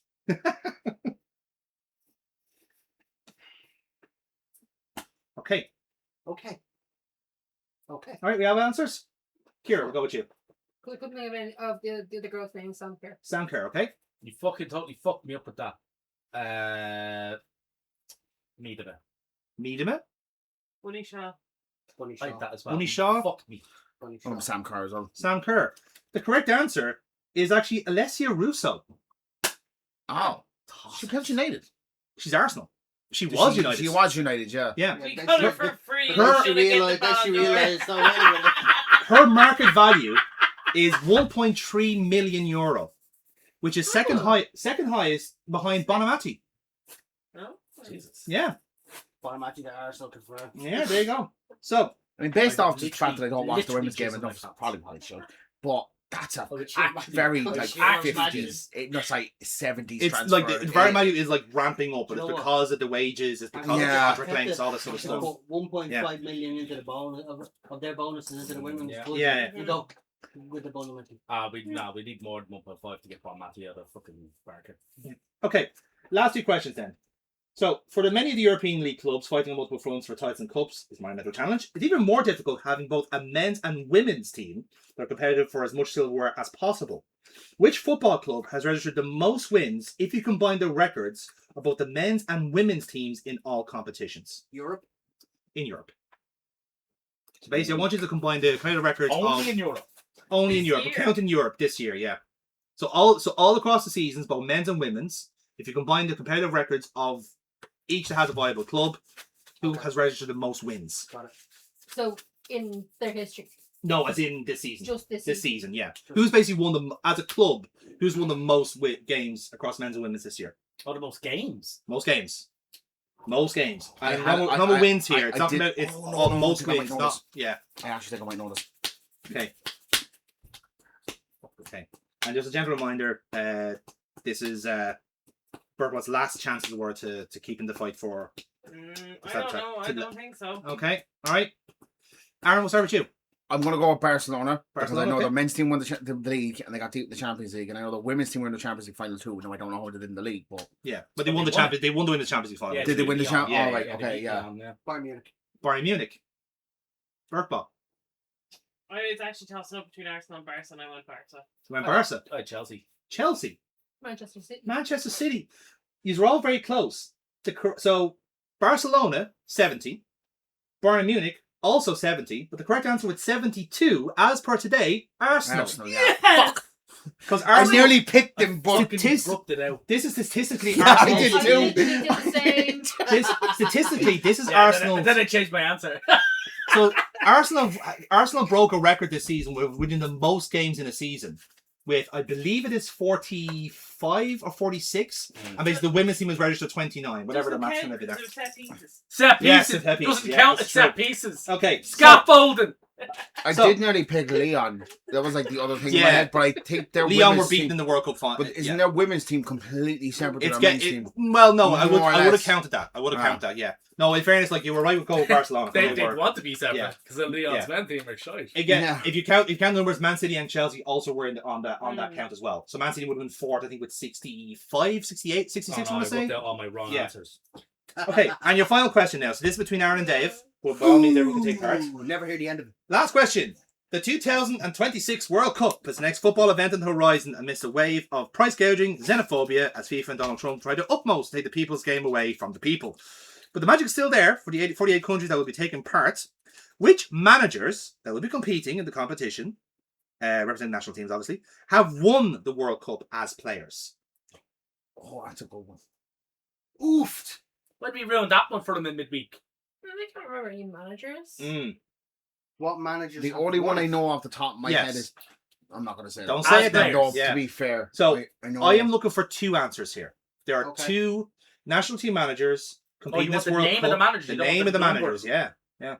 Right, I've got one. I don't think he's managing them anymore. That's annoying. I've got, Put them I've down anyway. You might be got, right. got one. Bear in mind now, see, Highly doubt. but even if they're not managing the team you think of, they might be for a different country. Okay, I've got two here. Okay. I forfeit. I don't know which of the I'm taking a managers stab at players. one, but the other one I'm pretty sure is now. There's one safe bet, and there's one Yeah, you there's probably one will out there. gonna find out. Holy shit, he's a manager. Yeah. Yeah, that's the worst thing. I've got two that, but again, the Yeah. years may skew me on Yeah. one of them, but one of them's a pretty safe. Okay. Do you know what? This is a wild one. And by seeing that it's a tie, Aaron and Dave. Yeah. Give me the national team managers, national teams they're managing as well, France and Argentina. because that'll be the tiebreaker. I just said one. I thought you were asking me a question. Oh well. Can I put this now? You can start, yeah. I'm going to go with Deschamps, Yes. who won it in 98, and then I'm also going to go with Ancelotti. I feel like that's right. Okay. Ancelotti We'll hold you. We'll park on that one. He was a player with Italy. Dave, Mine It's the was only reason- Didier Deschamps Yeah. and Mauricio Pochettino. Okay. You didn't have an answer, Burkball? No. Neil, did No, you have I an think that answer? might I have only been- Ancelotti. might have been right Yeah. there. Kira, Right there with so the years. Didier Deschamps is the right answer. Thank you. So Didier Deschamps is one of them. Yes. What? Yeah, Didier Deschamps is one of them. Yeah. So he's won it as a world. Not only has he won He it lifted it in as a 88 player, and he's he also won it- won the World Cup as well as a manager. Yeah, The yeah. other one, managing Uzbekistan, Of course. is Fabio Cannavaro. Oh, you fucker. What? Fabio Cannavaro. Yeah. I know is he the was a manager, I didn't Uzbekistan know he- national Yeah, team yeah, manager. He Yeah. won in 06. Ancelotti Yeah. never won the World Cup as a player, and neither I did know you guys Pochettino. are going to fuck me on that one, alright? Yeah. Uzbekistan made the World Cup. Rob Holding. Yes. Yeah. And we didn't. Pops. I'm So, just yeah. more surprised the fact that Cannavaro was that. I feel Right, like so I we're never still heard of his tied, name. no? Yeah, you both are joint winners of the stat attack. Yeah. Should we get Making a the round tough robin each other off. question? A lightning round question? No. Do you know what? You can decide what's okay. lightning round of the hand of cards. You two have to submit a card, and we, as the viewers, as the audience, decide who's the best. So we'll go with that.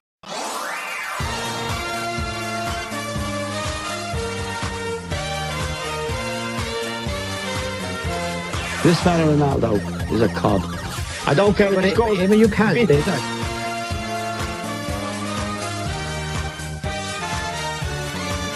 You seem exceedingly smug about the idea of people, kids particularly.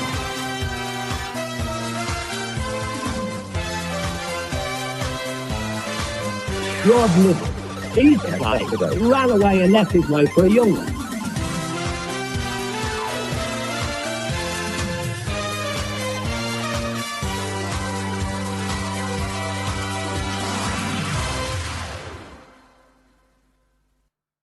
And the card transition now.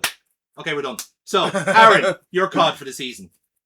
You put me on the fucking pedestal there. It has to be a person. Yeah. Dave, have you on the spot? Person? No, anything. What has been your biggest card this season? Southampton.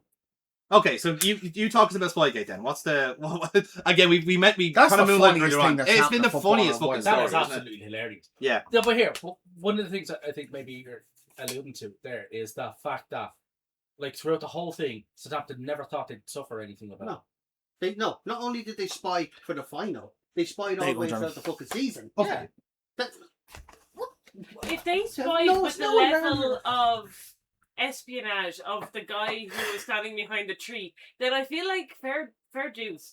Like, if they were able to get away with that, exactly. It's not as all funny as when season. it's funny, but it's not as funny as when Leeds did it. from though. Bielsa. Mainly just down to the fact that Bielsa did It was the the- best. it was- He was just like, I did do it. This is how we did it. It was the barefaced nature of it. Yeah. Look, Bielsa did it. He didn't get away with it.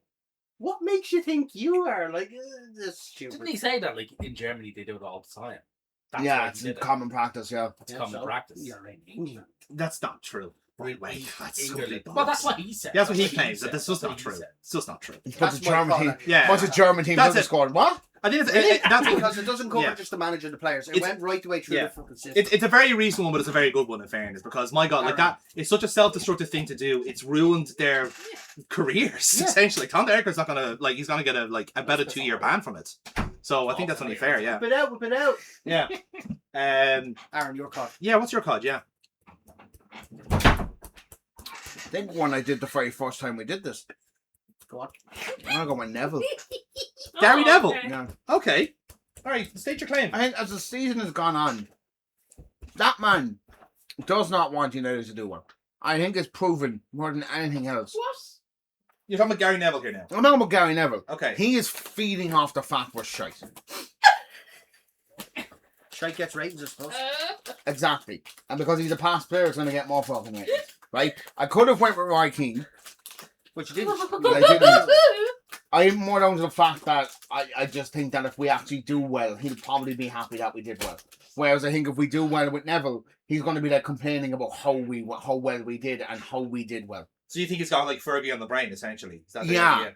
Like, Like yourself. Like yourself. no, but see, That would make sense as the way he but picked see, I'm very much on the fucking mindset is like Fergie is the past. We need to move forward and do something different because I don't want to be fucking Liverpool with him. we're 30 years for a title. Yet you say Carrick plays the United Fergie way. Okay, the United way. I mean, The United way since the fucking 30s has been counter-attacking football. That wasn't something that Fergie came up with. Busby did it. Yeah, but my point is the fact that it's just like he always brings up the class in, but it's all the class of 90. Even the whole class of 92. Nicky Bucket is a prick. Paul Scholes is a prick. Gary Neville's a prick. So your card is basically any ex-United player. Any in the ex-United team. player from the class of 92. So all the ones that we got in around like how are you not the biggest 2006 onwards. But like, so the likes of Rooney, change my answer, please.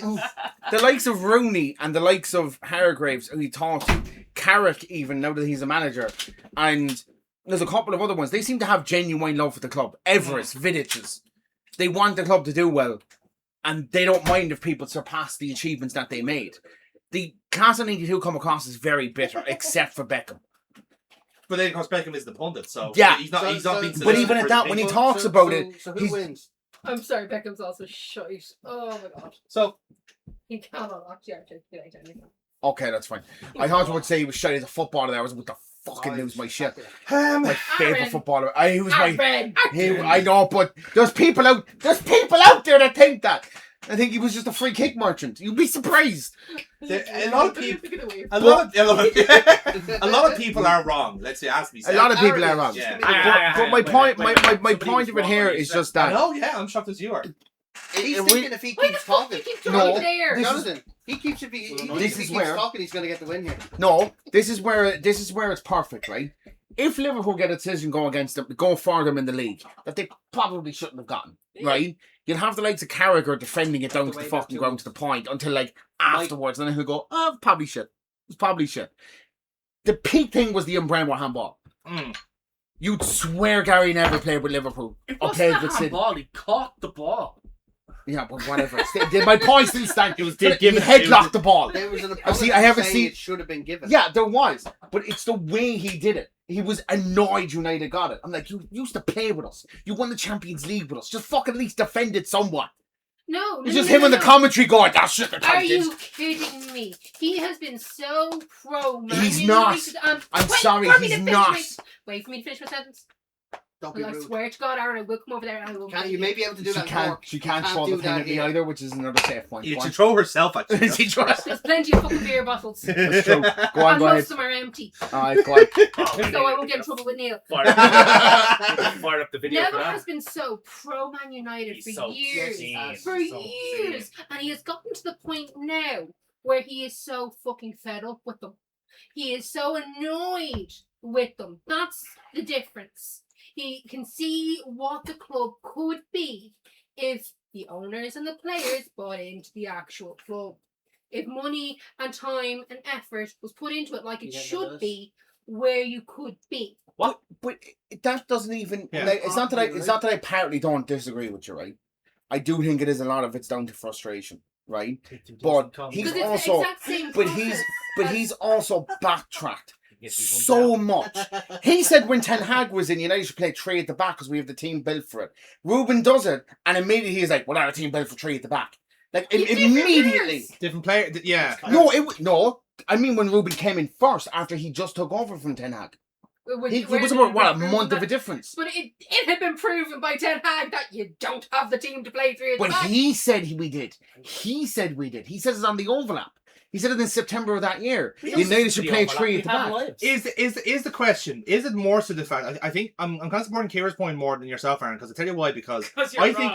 Do you know what I think it is? I'm much more. It's more the class. I should have probably said the class of '92 than Neville. Well, I'll probably lose this. I think it's more. I think it's more of a case that it's Neville. It's because he's too anti-Man United. It's not even that he's too anti-Man United. He's just a prick. I just don't like.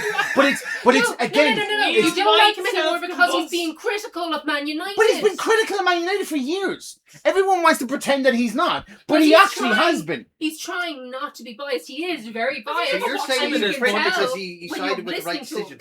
No, it's the same as when Amarim got fucking sacked. It's the exact same thing. Neville, fucking Butt and Scholes all saying the same thing. We should play the United way. We should get the right people in. They all want jobs for their mates. They were all pushing for Solskjaer to get that job. Every single one of them were pushing. I don't dispute that in fairness, but I think this is my point. Yeah. They don't want what's the best for the club. They want jobs for their mates.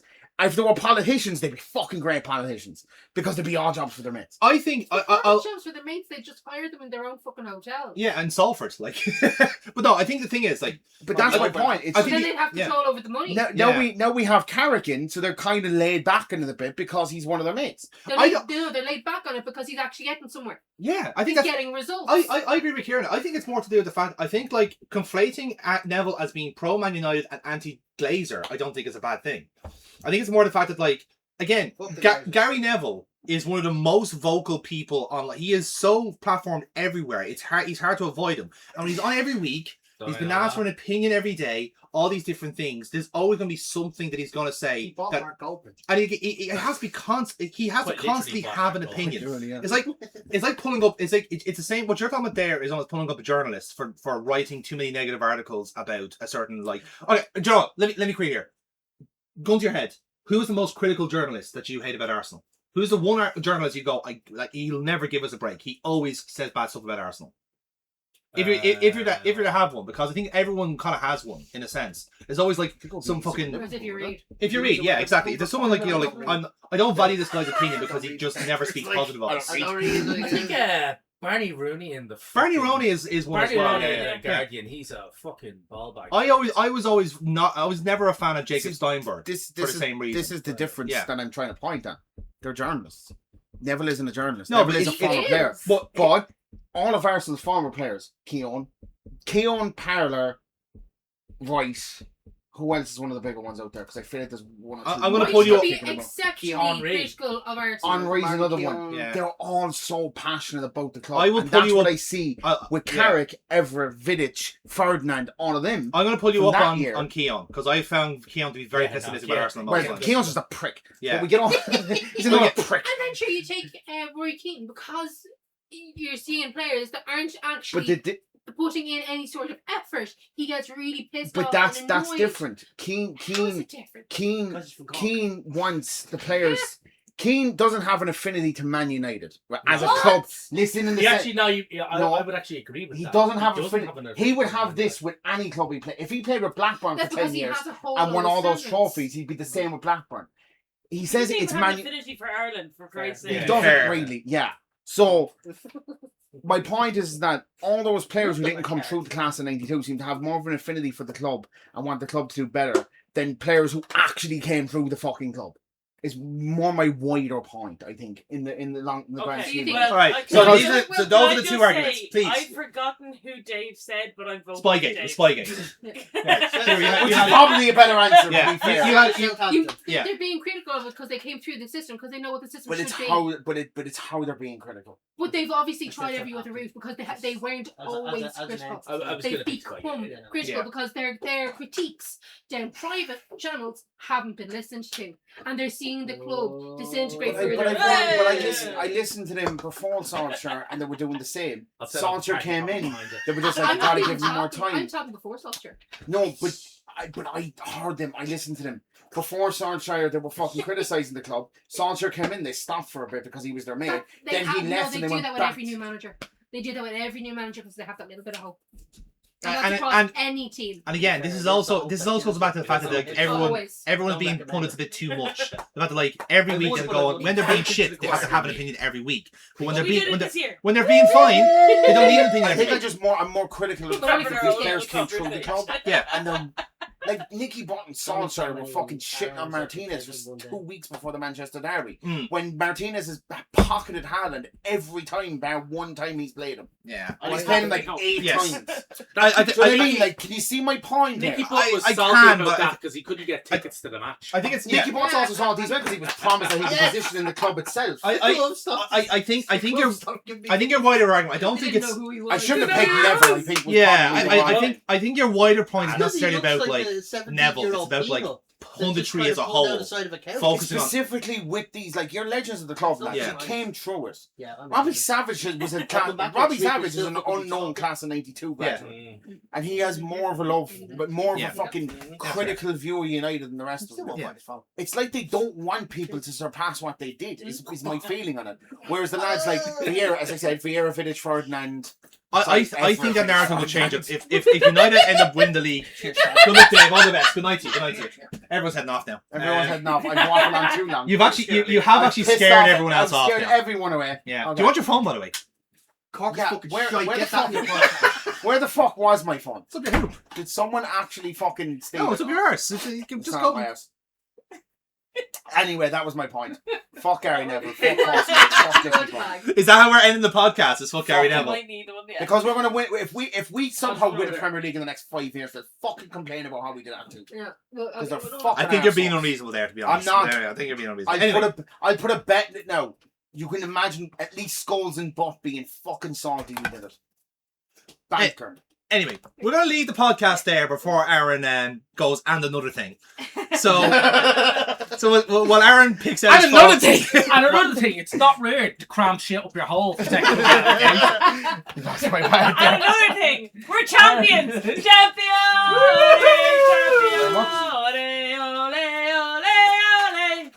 Fuck Spurs. That'll do. Good night, everybody. We'll see you for the World Cup.